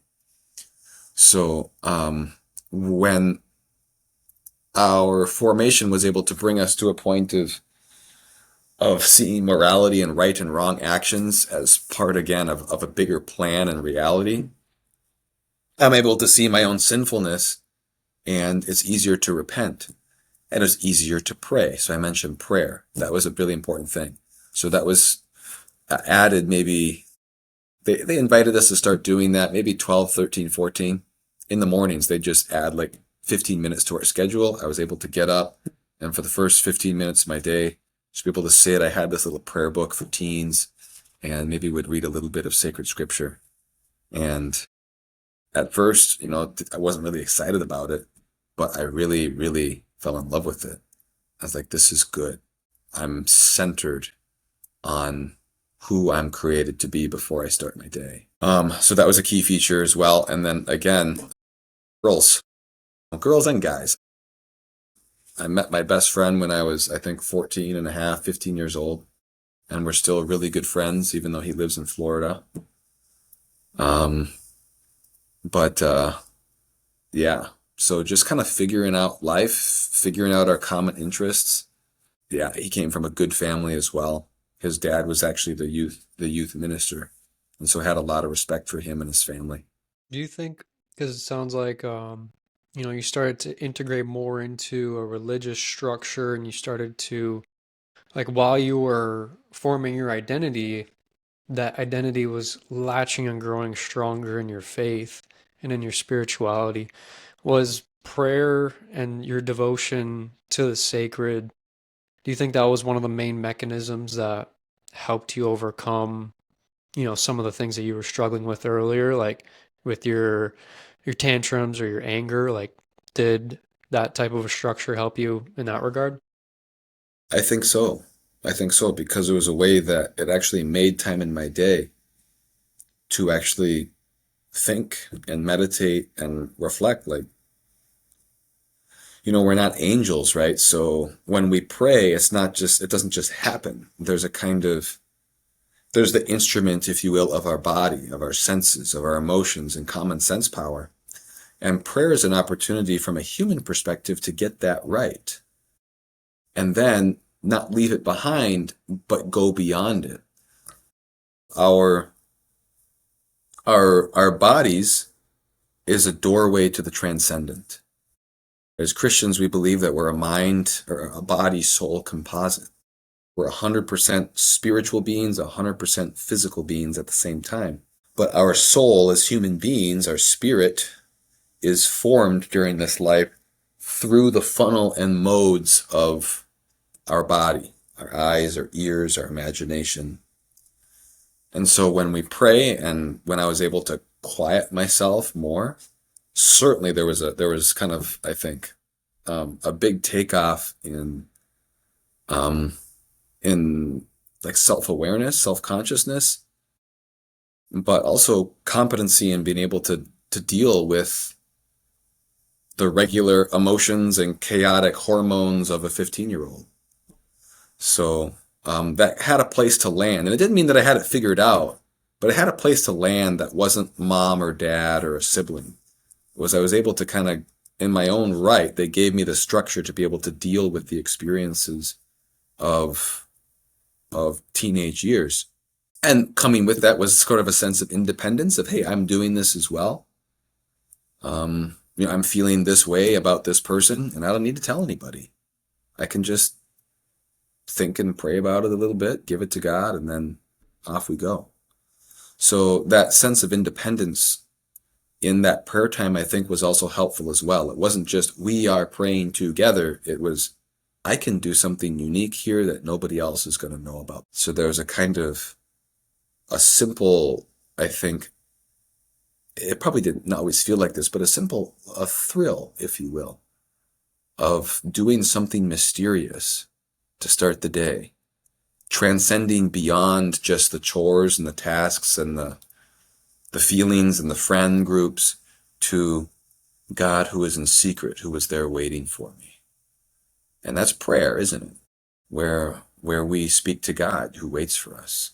Yeah, that's super powerful. I mean, in a sense, you were building your spiritual tool belt, and prayer was like the hammer, and you received the hammer, and now you're kind of cultivating, all right, how do I use this? Like, what's the best way to strike the nail? How do I store it when I'm traveling about? Like, do I get an actual belt, and how do I become more efficient with it? And yeah, it's really powerful. I felt really moved while you were saying that. So, in terms of like dating, because you brought up girls, what was your purview on that at this time? Well, I loved girls, but there was nothing I could do about it because I was 15 years old, 16 years old, and my parents had a simple policy that went a little something like this. Son, why do people date? Well, to get to know each other so that they can discern whether or not they're meant to be lifelong partners in marriage. Good. Question number 2. Are you at a position as a 16-year-old to make independent decisions and have the potential to support a family should you discern marriage? No, I don't. Third question. So should you date right now? I guess probably not. And I was actually pretty agreeable to that because it made sense to me. I get with the whole telos, with the end, like what is the end of dating? It is to discern whether or not you want to get married to this person and do the whole till death do we part thing. And I think even as a 16-year-old with, a lot of wonderful friends and guy and girlfriends, it made sense that there was a little bit of a buffer and a preparation zone there that, didn't make dating less appealing, but it made waiting make more sense. So I waited wait to date until you're an adult type thing.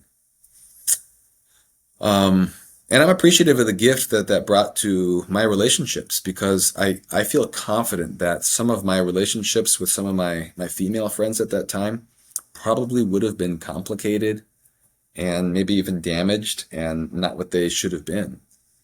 But that vision allowed me to be more free with them. There wasn't like this tension of, are we going to date? Is she attracted to me? because they were like like we'd hang out, we'd have bonfires and stuff, and I'd like share this with them. I thought this is actually pretty smart. I think some of them probably thought it was a little weird. Some of them were dating other people, and it wasn't a bad thing. I didn't have a problem with it. But they could see the value of, if this is what dating is for, and I can't actually do the thing that it's for until I'm an adult, you know, why date for like 4 years? If we really like each other, we'll be friends. Um, so there was that element to it. So that's what dating was like, or the purview on male and female relationships. And there certainly was, again, I had many really good guy friends. We had, sleepovers and bonfires all the time, and we'd play sports together and go hunting together. Um, but interesting years, man. Those 14, 15, 16 years of age, it's almost overwhelming how exciting and overwhelming life and people are. Like, you're so excited to go spend time with your guy friends, and you're like in like shocking awe of women as well. Like, what the heck? Like, they're so different, and a little bit weird, but also far more mysterious and beautiful than a guy. So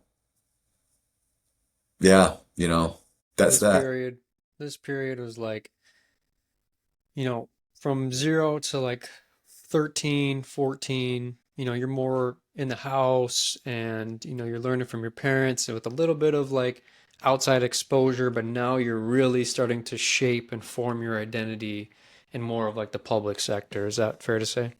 Yeah. hmm And again, I was a really social guy. I was probably more than anybody, the initiator of social gatherings, and probably hosted like a cookout and a bonfire at my house more than any of my other friends. Not because they didn't want to or couldn't. They did, but I was all about it. When you were 15, you were hosting like cookouts and barbecues? Well, my dad Or is would that do a later lot of on? the about 15, probably not 15, maybe 16, 17 and on. Yeah. For sure, snowmobile parties, sledding parties, movie parties. Yeah, for Were sure. you so you were you like the orchestrator, like you wanted to bring people together and, create a good environment for them to have a good time? Yeah, it's always been, um, at least since kind of coming of age in those high school years, I've always really appreciated and loved like connecting people, bringing them together, not only being connected with them, but seeing the connection, like seeing the specialness of a social atmosphere and environment, and kind of the aura that brings, the kind of level of communion and societal, it's like bond, of a good time late at night. There's sort of like there's a little bit of a mystery around that, right? Um, where there's something special more than just people laughing and hanging out. There's almost like an invisible agreement and contract, or even covenant, I might say, of kinship, of sharing something precious together that was invaluable and that you could never get back, and that was time. So it was never just about like sharing conversation for sure, but I saw kind of the fun of it, the value of it, and really went after it in terms of hosting and planning events and road trips and trips to the Wisconsin Dells and things like that. Is there kind of like a part of your heart that lights up with joy, like when you're in that moment where you have a group of people brought together and, they're happy, they're smiling, they're engaging with each other. And just like you said, there's like this mystery, there's this underlying thing that it can't really be put into words, but all I can describe it as is it feels like just pure joy. Yeah, I would say so. In classic Christianity, we'd call that a transcendental, right? So we talked about a little bit prior to this, at least in terms of prayer, an awareness of goods that transcend my physical sensibilities. And as we get older, we become more acutely aware of them. We might also distract ourselves from them, but at least for a time, we're very acutely aware that we were created for relationship, and that in relationship and in social situations is when we're most fully ourselves in a kind of way. So again, I don't know that I would have theologized this, if you will, back at that time, but I would just say, like, discovering that I was made for relationships was a really exciting piece. Like, I was actually, like, built for this. My soul was built for this. It's not just like a temperamental thing, because even an introvert has even an adamant introvert would place a very, very high value on thoughtful conversations with other people, on a kind of connection that, even though it's two individuals, it sort of goes someplace else. And that someplace else we wouldn't understand as some sort of like ethereal, abstract space. It's that we're participating in a good for which we were created, and that's communion. That's Yeah. communion. To me, it's almost like there's a verse in the Bible where it says, "Do not store your treasures here on earth, but store them up in heaven." And there's like these ethereal treasures that get kind of alluded to. And I think that those moments, those precious moments in time, are the treasures that might be referenced in that verse. I think so. I mean, it's a kind of foretaste. If we're made, if God is a communion of persons, like he's not a solitary being, just all alone by himself, but he himself is a communion of persons, a trinity of Father, Son, Holy Spirit, in constant and perfect relationship with one another. And he makes us in our image and likeness, and it stands to reason that our souls will be restless until we rest in that kind of reality. And only in adulthood, when we have the maturity to go beyond ourselves and see another person as another I, as St. Pope John Paul II would say it, then we can actually enter into a relationship that models who God is. You know, we see another person not just as a means to an end or just a fun person, but we see them as another I. By I mean like not the ocular eye, but the other me, as another me, with their own almost infinitude of sensibilities, preferences, uniqueness, and that's a tremendous gift.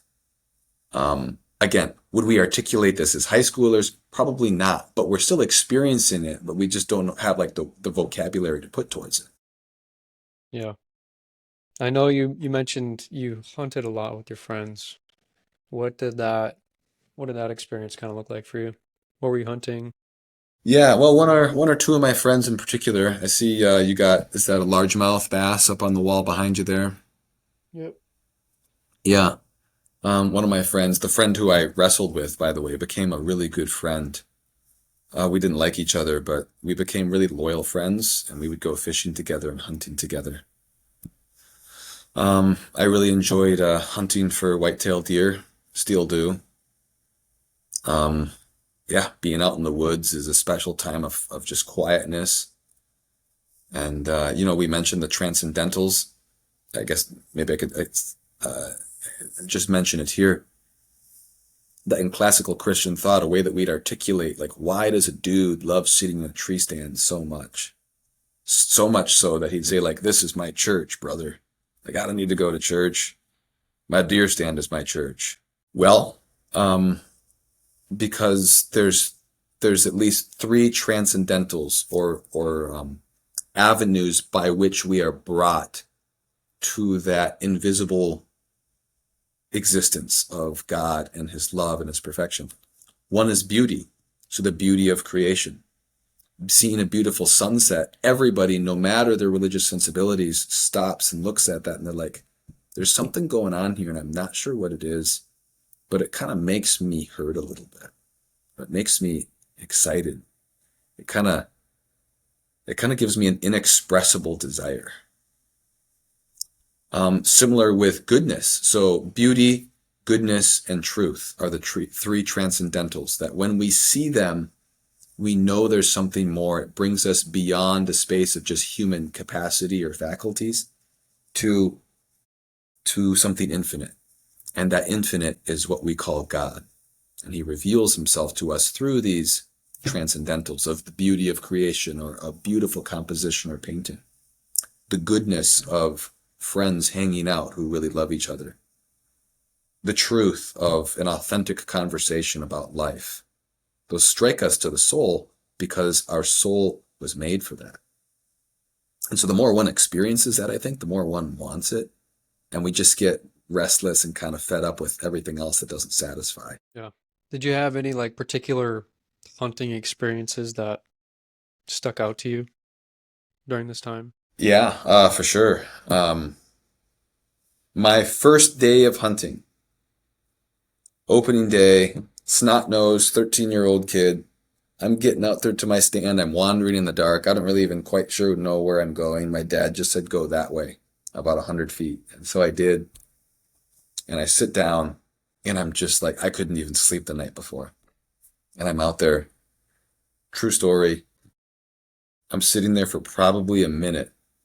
And this enormous, and I'm not into like hunting, fishing stories where it's like, oh, so it was like a 99 point. No, it was solid 10-point buck, beautiful, strong, huge, runs up, stops broadside in front of me at about probably 70 feet. And I'm just like, I cannot, I don't know if I filled my pants. If it was crazy. It was one of those, and I aim up, I post up, I'm ready to squeeze off a shot. Perfect broadside, quite close. He's looking the other way. And my safety's on. And it goes click. And he whips over and he looks at me and off he goes. And I'm like stunned. All of this happened in like 30 seconds. And I'm just like stunned. And obviously really like just like upset at myself. Like, oh, how could this happen? My goodness. I did end up getting a little fork point buck later that day, which I remember shooting because it was my first deer. But yeah, that early memory was one that certainly stayed with me. And just hunting with my dad after that, and my grandpa, and processing the deer, making sausage. Well, I think it's safe to say that memory like that will make you a hunter for life. Having that complete uncertainty going out into the dark and then right away seeing that giant of a buck Hmm. and Hmm. not knowing, I mean, probably, I don't know how much experience you had shooting, but not really knowing for sure what to do, but you knew I'm going to fire and I'm going to try to take a shot at this thing and then Hmm. clack. Yeah. Yeah, I hadn't practiced enough, clearly, as I was forgetting my safety. And I've done that before with another buck. This was just like 4 years ago. I did the same thing. And like, I should be probably better at this by now. But, you know, Hey, I just did it this turkey season. yeah. Yeah. My friend took me out. He was coaching me on shooting some turkeys and we were only out there for probably 30 minutes and he got us on a couple of toms and the toms were just going straight to the decoy like he planned. And I squared up to pull the trigger. Safety was on. I kind of panicked and he was kind of sitting behind trying to coach me and yeah, man, they got away. Oh, yeah. Yep. But then so did you spend a lot of time hunting and fishing during your teenage years? Yeah. Until I went to college when I was 18 or 19, I think is when I had it. No, 18. Yeah, a lot of hunting, less fishing. I've never been a huge fisherman, except for fishing for men from a biblical standpoint, I suppose. More enjoy hunting, being on land. Nice. I have a shirt in my closet that says Fishers of Men. It's referring to one of the verses in Matthew. So we got hunting, fishing, spending a lot of time socializing, bringing people together. I mean, it sounds like your identity is really coming into a strong fruition at this time. Yeah, I would say that it was. And it certainly wasn't without hiccups and stuff and, making mistakes and staying up too late and breaking curfew and all of those standard things, I suppose. Um, Yeah, I was really kind of coming into my own.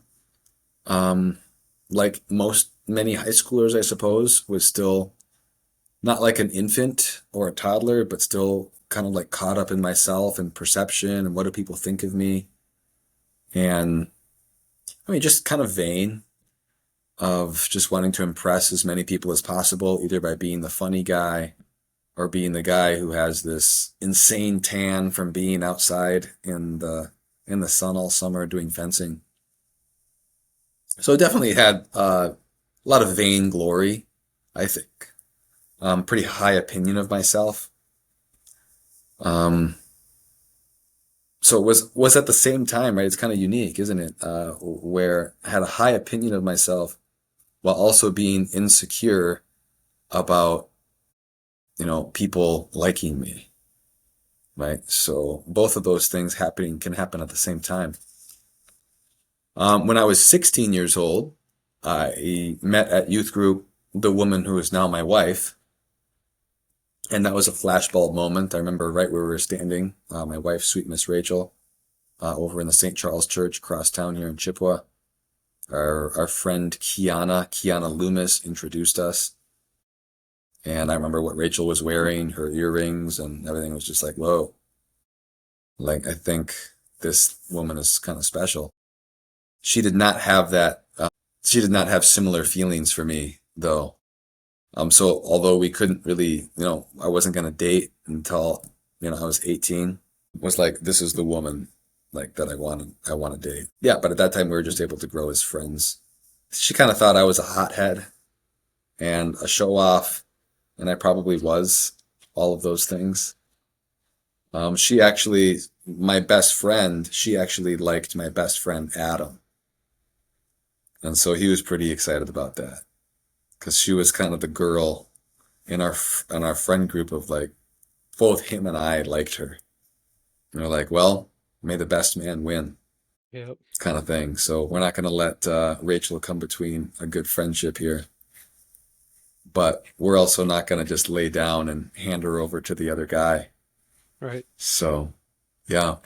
The irony, of course, fast forwarding, and he was the best man in my wedding, but I won.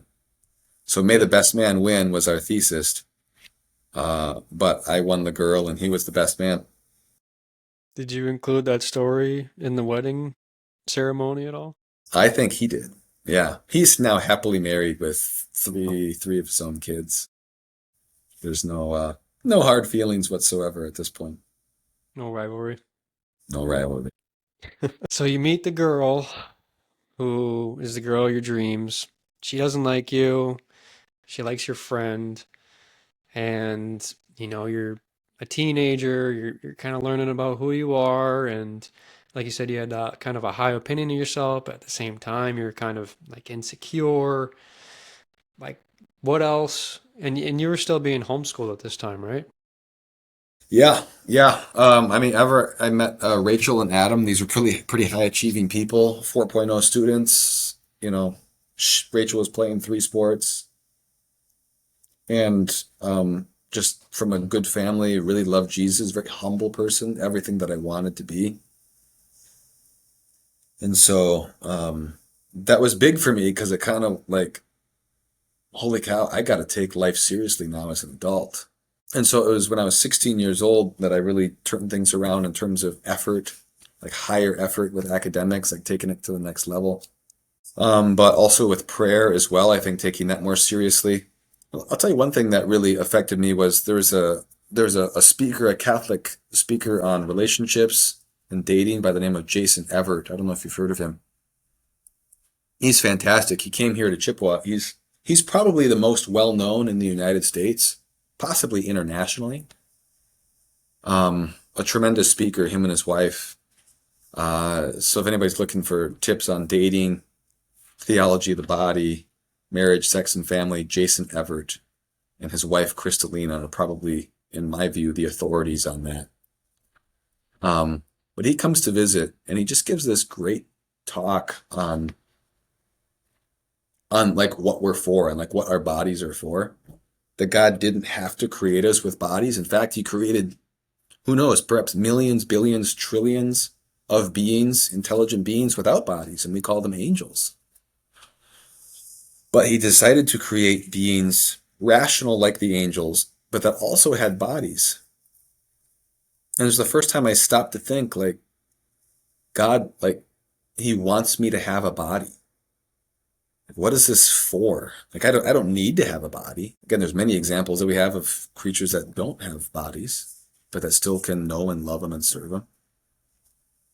And so he just really opened my eyes to the value of, um, certainly of our bodies, but also of our words, of what our bodies can do to communicate love or destruction, to either bring sacrifice or selfishness to our own lives or other people's lives.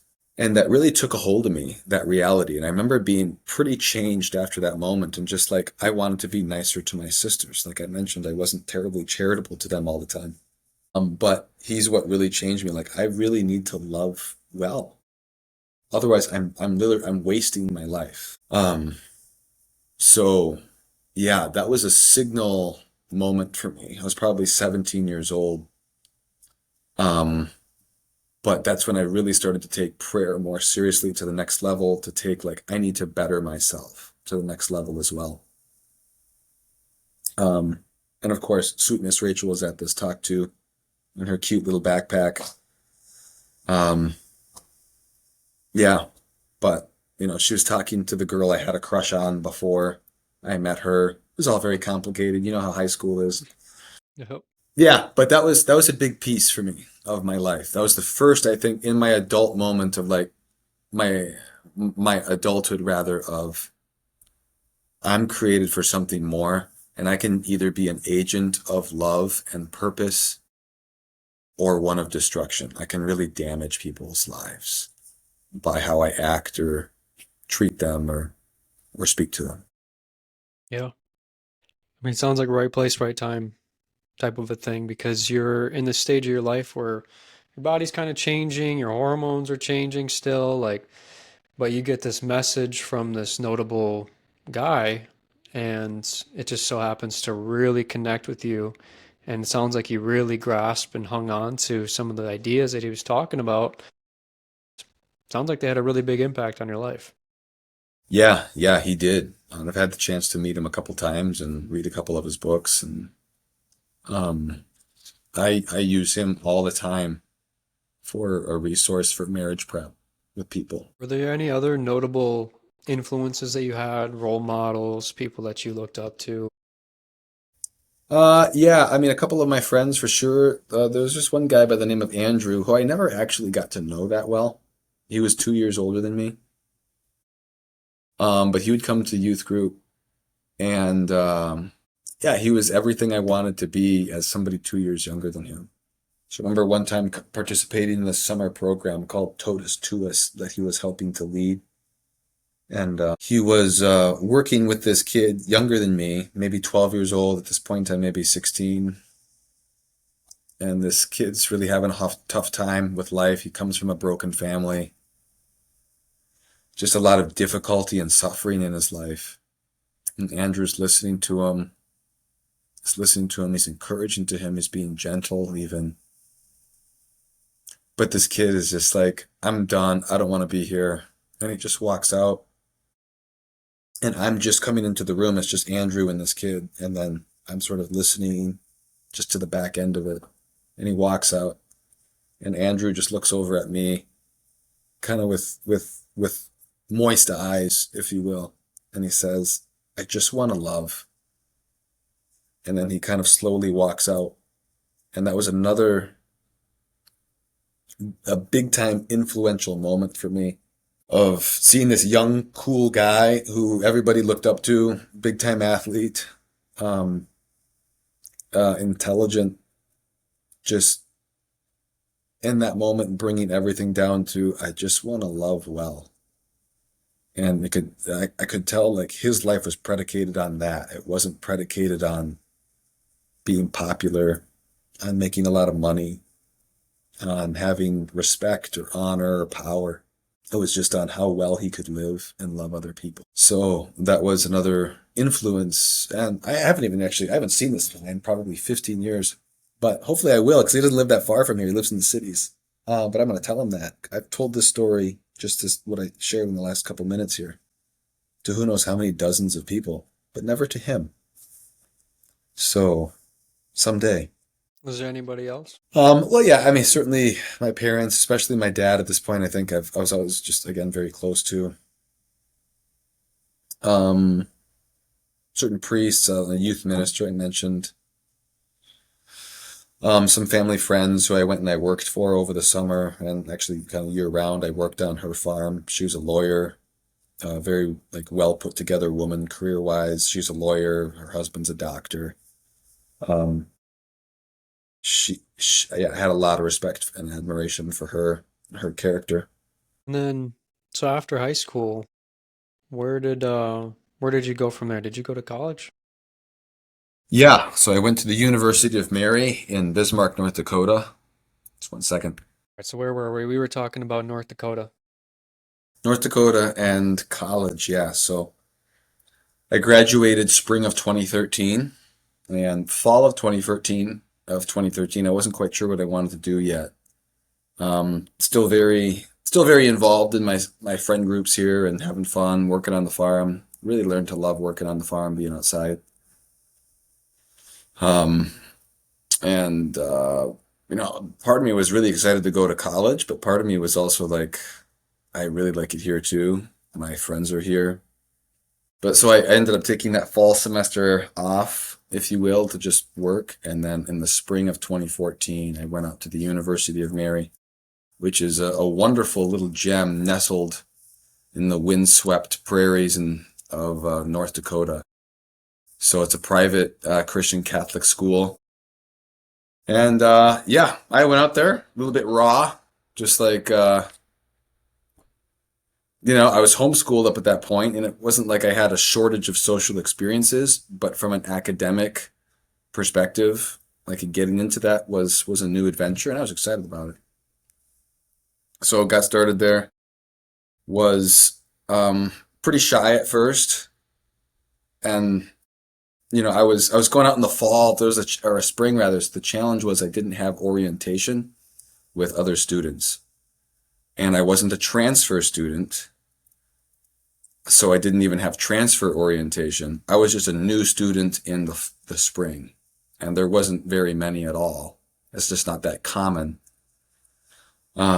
But yeah, so that kind of slow started things. There was a new identity then moment, right? Where I was I was in my zone here as someone who had come to age in high school and then young adulthood, 18 years old in my social life back home, but then going to college, totally new zone, untested waters, a bunch of people who seemed to be really enjoying themselves in college. But my first couple of weeks there, like, um, I was certainly enjoying parts of it, but I was enjoying like the quiet parts of it. I took pride kind of in my studiousness, and I think there was probably a little bit of a shield or a buffer against that creeping fear of I'm kind of alone right now. Well, at least I'm a good student. So that kind of became an identity, I think, and not necessarily a bad one, but uh, was able to be a helpful bridge really until I got to know people in my hall more. St. Joseph's Hall it was called, and yeah, got to know a lot of people and really took off fast with really just jumping into classes. Love learning, love reading. I was really there for it. I enjoyed it. The hard There were hard parts as well, certainly. There was the difficulty of just being still in a new situation of sort of rediscovering like who am I and what am I doing here, really? Um, there's um, in that spring, throughout the spring semester and then fall semester, there was certainly like complicated relationships still. I wasn't dating Rachel then at the time. Actually, she was we'll probably get to that. She's the first person I ever went on a date with. But there were guy friends that I really liked there. There were also girlfriends that I really liked there and that were interested in me and I in them. There was a couple love triangles and so some fallouts and friend groups and things like this. And so some of that kind of hit me a little hard where I wasn't like maybe as emotionally responsible as I should have been, if I can use that word.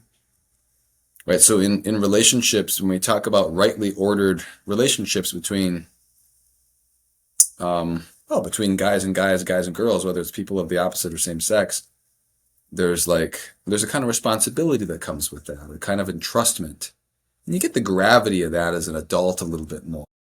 Like you realize you're dealing with something special when you're dealing with another person. C.S. Lewis famously says, um, when you've talked to another human being, you've not just talked to a mere mortal. You've talked to someone a little less than a god. And so there's a gravitas in human dignity that when we come of age, and I was coming of age in college here now in sort of a reset mode a little bit, how do I treat people when I'm on my own? When I'm not with people who have been with me since my childhood years, when my parents aren't here to check up in on me every day. And so growing in responsibility and responsible friendship, the responsibility of love, was a real project and process. And what I mean by love and responsibility is not just like romantic love, but also like filial love and friendship. How am I a responsible friend? Where I think I ran into a little bit of trouble for all of the time, like parts about college that I enjoyed, was with a lot of my good, virtuous guy friends. I had a lot of friends and I had some closer friends, but sometimes I wouldn't treat them well in the sense of I maybe wasn't treating them as reverently, if I can use that word, as I should have been. Just didn't communicate with them perhaps like I should have. I wasn't as responsible with the gift of their friendship and time as I should have been. Where they'd maybe want to visit, hang out, go shoot some pool. And I'd be like, I got to study. And I'd just go and study. And it'd happen again. Or I'm hanging out with this other person. And so there's that. But then also with women, emotional responsibility. So becoming good friends with other women. But it turns out that if you're a single person and you're both mutually single, and there's a mutual sort of friendship and ease that forms in that friendship, a kind of chemistry. Well, who knew it? But, it turns out that it's very easy for that to develop into something more, to develop into feelings. So there's a couple times where for myself and for one of my female friends, a couple of female friends, wonderful ladies, where our friendship did develop like into something more. It was clear that it could. And I wasn't as careful about that the first couple times as I should have been. And so it's not like we started dating and then we broke up, or that I was just like callous and irresponsible. But I wasn't, going off to college, it was like this reset of life is kind of about me again. It was like the same kind of elements that we deal with in our youthfulness, but now I was dealing with as an adult with sort of new grandeurs and new allurements and new excitements and things like that. So, I think I lacked, one of my weaknesses was not being again attentive to the other I, to the other me. And, I remember this one time where a female friend and I, this was early in the fall semester, we're hanging out, we're becoming good friends. And we're like, okay, you know what we're going to do? We're going to climb up on this roof. But that's a level 4. It's a level 4 violation of safety policy or whatever, residential life policy. We could get sent home. Or, have like a revocation of our scholarship or whatever. Like, nah, we'll go for it. So we do. So it's this kind of fun, thrilling thing. We're doing it together, and we're at a point in our relationship where there's like we're good friends, and there's that we like each other. It's not necessarily in a romantic way, but it could be that. And so we're climbing up on this roof, and we get up pretty high. We're seeing the sights. It's the middle of the night on a Friday night, and it's a unique moment that's shared. And I just remember doing something like it was fun, but I remember like doing something kind of irresponsible, and it was sort of relationally irresponsible. We were over this big glass dome in which during the day from the hall we could see up and you could see out this glass dome window into the sky. And like we should put our initials on there with these rocks that are on top of the roof. So we write our initials on the roof, JSS and I don't even like really realize what I'm doing. And then the next day, one of her friends like asks me because she had told her all about it, like, hey, John and I, we got up onto the roof, we were hanging out there, we were talking for a couple hours, we put our initials down. And she's like, so what are your intentions? And I'm like, man, like probably not today. I mean, I could see myself doing that at some point, but not right now. And like this feeling of dread kind of comes over me because she kind of chews me out a little bit. This is her friend. Like, you're like, you don't, you don't get to like treat my friends like that, like in a special way, but then not be dating them,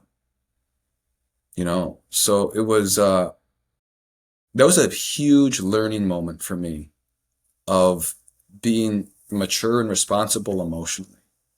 And I hadn't, yeah, I hadn't, at that point, I hadn't gotten to a stage of maturity and restraint and sensibility and probably just good old fashioned prudence to be able to see like, no, that's probably not a good idea unless you're dating that person or you're about to. And so I think I misled her that evening and probably misled myself in a kind of way. And it kind of shook me a little bit because I'd always viewed myself as I'm doing relationships right. I'm not dating till I'm 18. I still haven't dated anybody. I have lots of good friends. I'm pretty highly respected, or at least that's my perception of myself. And now I'm getting chewed out for being irresponsible in relationships.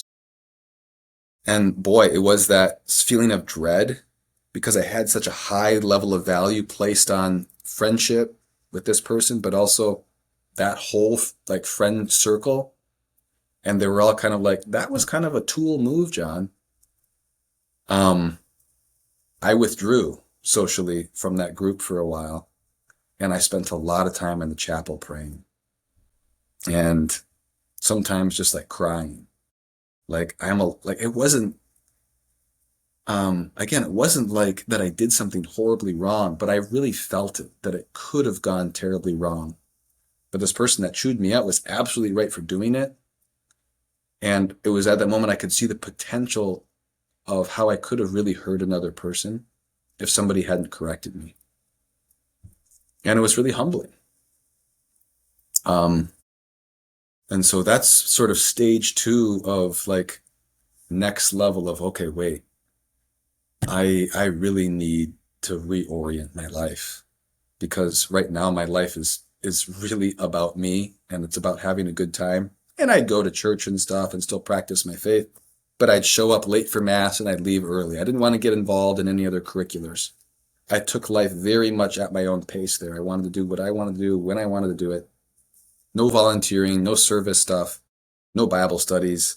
Yeah, it kind of felt like I had already arrived. And so this is what shook me kind of to my core and realized that no, I haven't. I have and I could have the potential here to hurt people in a really bad. So you're kind of transitioning from being entrenched, most likely in a social group in high school, and now you're kind of going into this completely unknown territory. And you're developing new relationships, you're making mistakes, you're realizing that, well, even if I'm doing relationships the right way, like how God intended it to be, like I can still make mistakes. And so that kind of smacked you in the face a little bit. Yeah. Yeah, with almost everybody in that friend group, which was my first friend group in college, there was a little bit of a falling out. Part of it was not that they would have like they've rejected me, but part of it was probably my own pride and embarrassment as well. Like, um, I'm not who I wanted them to think that I am, right? I just basically showed to them that, yeah, I'm not all that I was pretending to be. Now, here's a big gift and on a sort of a surprising turn that this took for me was that same girl in college. Um, she still like we hadn't talked for probably like 3 or 4 weeks, and I'm going through like a few weeks here of kind of a low, just as this fall 2014 is starting up. And I just passed her in the hall one day, and she's like, "Hey, how are you doing?" I'm like, "I'm okay." I was somewhat honest with her. She's like, "Do you need to talk?" And I said, "Yeah." And we end up having like a 4 hour conversation. And I'm just like, first of all, I'm sorry. And like, even though, like, praise the Lord, this wasn't a serious or bad way, like a horrible way. I did mislead you. I was emotionally irresponsible. And she was just a wonderful listener. And she clearly, like, forgave me and she was past it. And that was a really restorative moment for me. And her and I actually became really, really good friends that semester in college. And she ended up becoming good friends with my now wife, Rachel, when she transferred out. This lady and my wife were roommates together. She was a bridesmaid in our wedding. But just her level of forgiveness and her own maturity to be able to not just, because she could have turned in on herself like this John guy's a jerk. But she didn't. She was, she modeled for me as a young person, as a young adult, somebody my age, somebody actually a little younger than me, um, the maturity to like exist for other people and to have a conversation for the sake of another person, not from what we get from that conversation. The whole forgiveness thing, being higher than someone's mistakes. So that was healing for me. And she was a tremendous influence on me to getting more involved with my faith on campus, which eventually led to a deeper conversion in my own life and a total change in trajectory in my major and what I studied, changing from pre-PT at athletic training to theology. Um, so yeah, there was a month there of crucible, of pain, of loneliness, of fear, of which that ironically the person that I kind of hurt was the person that helped heal me. Sounds a lot like Jesus on the cross. It does, doesn't it? Yeah. So this is a catalytic moment for you. This is a big catalyst. Is it fair to say you felt like a sense of shame and like guilt around what you did? hmm Yeah, I was ashamed and and yeah, and prideful. My shame was more rooted in pride than actual guilt, probably at first, but it was a combination. And then do you think that like the shame that you felt was like a kind of a practical tool in a sense for you to kind of reorient and like recalibrate yourself? I think you're right. Um, like I said, I started to meditate more in prayer. Um, I'd listen more. I stopped just like living just for myself. Like if somebody's ever had a moment where they've been slapped around a little bit and they've lost control, there's a deep appreciation for life as it comes, and people as they come. And so I remember shortly after this, Monsignor James Shea, who's the president of the University of Mary and an eminent leader in, frankly, the American church today, he gave this homily in Mass when he said, "Your life is not about you." Like he looked at and he just pounded that point home to us college students who are coming out there in our youthful zeal and ideas and naivety. And he says, "Your life is not about you." And I was in a point where I could actually receive that then. No, it's not about me. So I was kind of like living in two worlds where my faith at this point was still kind of a badge for me. Like, yeah, I'm a Catholic. I was well formed. I was homeschooled. I get it. Like, I know the Bible backwards and forwards. I know the catechism. I was really well formed in the faith and even with prayer, and was resting on that like a badge rather than leaning into it um, as a way of life, as something to keep me grounded and rooted. And so, yeah, through the encouragement of this friend that I just mentioned, I started going to daily mass and just kind of had that be more of a fabric in my life. And she started inviting me to join a Bible study.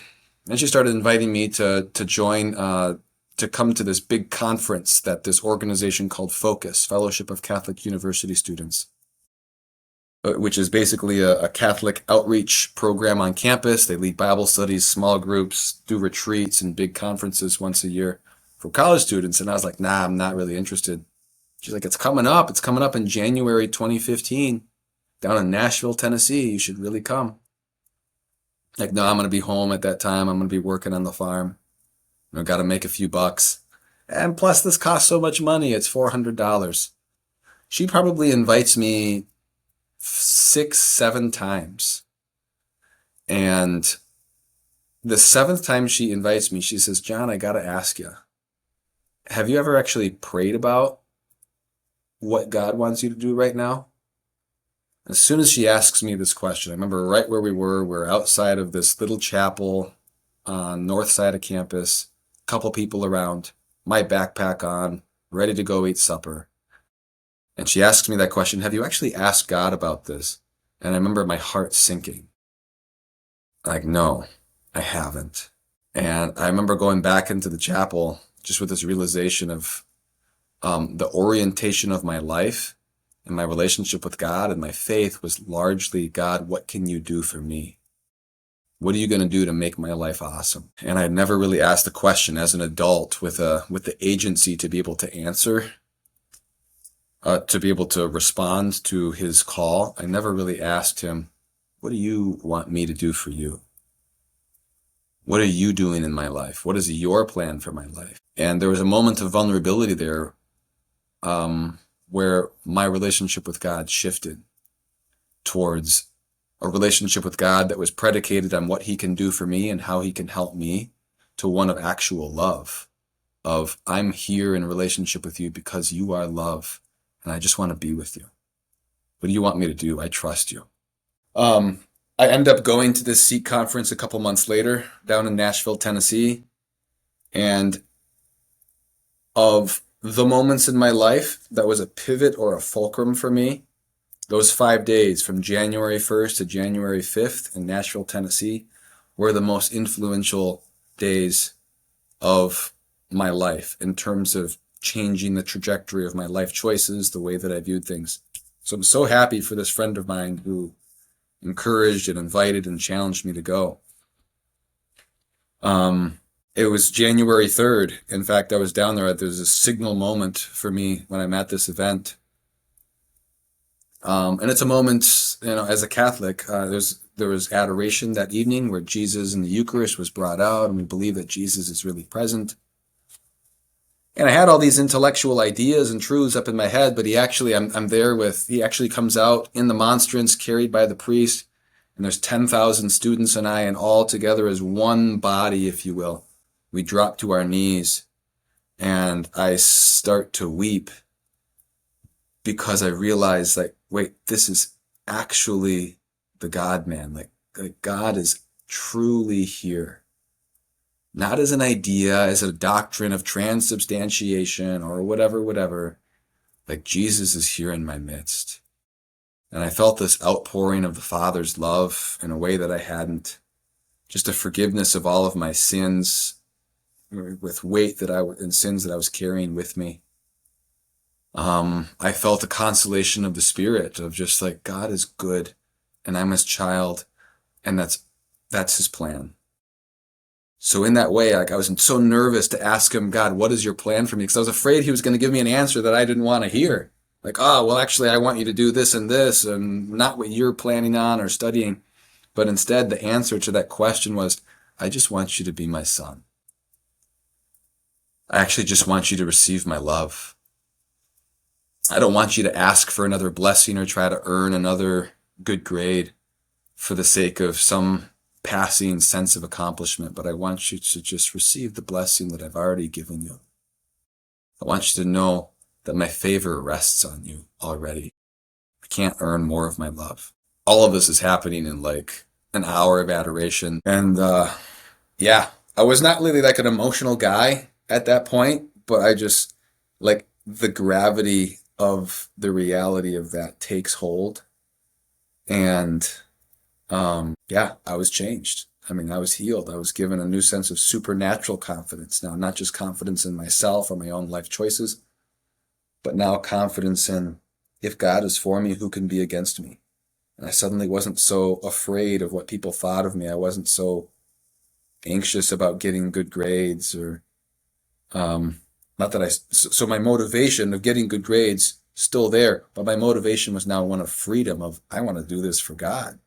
Like I want to honor him, not just honor myself. So there's a big transition in who's getting the glory here in my life. And it went from me to him. Um, and that was huge. So it was after that I came back and I got involved with Bible studies on campus.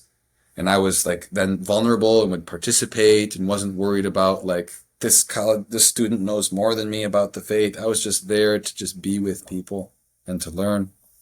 And got involved with focus in terms of as a student leading a Bible study, and that was huge for me. Um, yeah, so this all goes down. It starts with this challenge early in the fall of 2014 of relational irresponsibility, and really brings me to a point of vulnerability, openness, trust, openness to change. And I go on this conference, and yeah, I meet God in a way that I hadn't before, and he goes from here to here, which is the longest 10 inches in the world, I tell you. Um, yeah. Was this what you expected going into your first year of college? No, I don't think so. I mean, to some degree, I didn't really know what to expect. Every college student who's pretending to play any kind of game pretends to have their degree all planned out and how they're going to do it. That's not how life goes. I think when I was going in, I was naive enough to think that. So, like I said, I was an athletic training major, pre-med slash PT major. And it wasn't long after this experience that I was thinking, maybe I want to study theology. I was like, nah, I don't want to study. What's the difference between a theology major and a park bench? Is a park bench can support a family of four. So, kind of operating with that mentality, I was like, I don't want to do that thing. My dad's an engineer. There's more of those. There's all sorts of those jokes. What's the difference between a pizza and a theology major? A pizza can feed a family of five. So I was feeling a call, but I was still running from it. So there's like stages here, right? Where I'm like, there's a new level of openness and trust, but then also with that trust and openness, I start to hear more of a call, but with it comes another layer of fear. Yeah, but what if like I pursue this and ends up going nowhere? It's not practical. And so I had to allow God to really heal me of my distrust. And I ended up changing my degrees from pre-med to theology. What did we got like a really deep sense of what your religious orientation quickly became going into your first year of college, which is a huge transformation, it sounds like for you, a really deep and meaningful one. What did your health life look like? Like what were you eating? Were you working out? Like what did what was your purview around that during these years? Yeah, certainly connected. Was very active with intramural sports on campus. Would work out somewhat frequently. and salads every day. I was eating a lot of salads. So I'm gluten free. I've been gluten free for 15 years now, and I was gluten free in college. So not a lot of grains, a lot of meat, a lot of vegetables. Where were you getting all your veggies and meat from? You don't got the farm anymore. I Or know, yeah, I had to suffer through the campus restaurant food, which oh, really wasn't which really wasn't a suffering. You wasn't Mary, bad. no, it was pretty good. They did a pretty tremendous job actually. It's pretty high quality stuff. Nice. And then in terms of family life, were you in connection with your family quite a bit still, even though you were far Yeah, away? yeah, in connection with my family, somewhat regular phone calls. Certainly pretty close still to friends back home, so I text pretty frequently.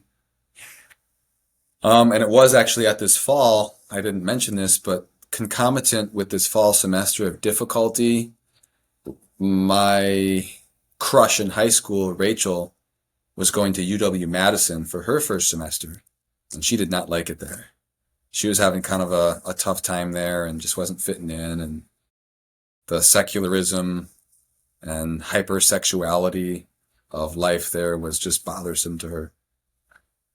So wouldn't you know it, we reconnected and we're talking a bit more, just texting a little bit more, then some phone calls. Then next thing I know, it's November and we're having 4 hour Zoom calls.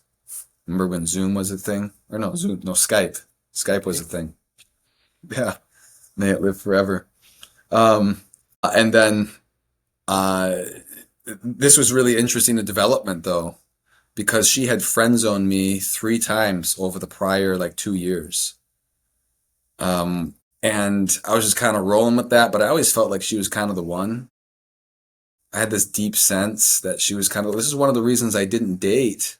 Like I was unsure about dating this other girl that I was talking about that I got to become good friends with, was because I just wasn't comfortable with it. Why? Not because I didn't think we wouldn't be a great match and or because I didn't find her attractive.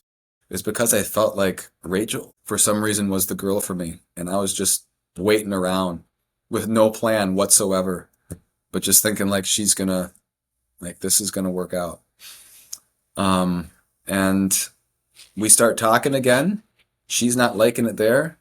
I'm liking the fact that she's not liking it enough to want to talk to me. And yeah, we have some late night conversations, and I expressed to her that, that I've like really from the moment I met her on March 27th, 2011, when I was 16 and she was 15 years old, in that little hall in St. Charles School across Chippewa, that I felt like she was the woman I was going to spend the rest of my life with. And I probably didn't articulate it quite that eloquently, but I was like, I've always had feelings for you, and,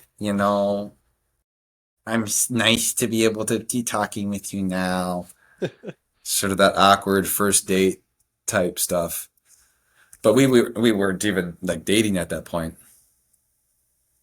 Um, but we are starting to enter a new phase in relationship and openness.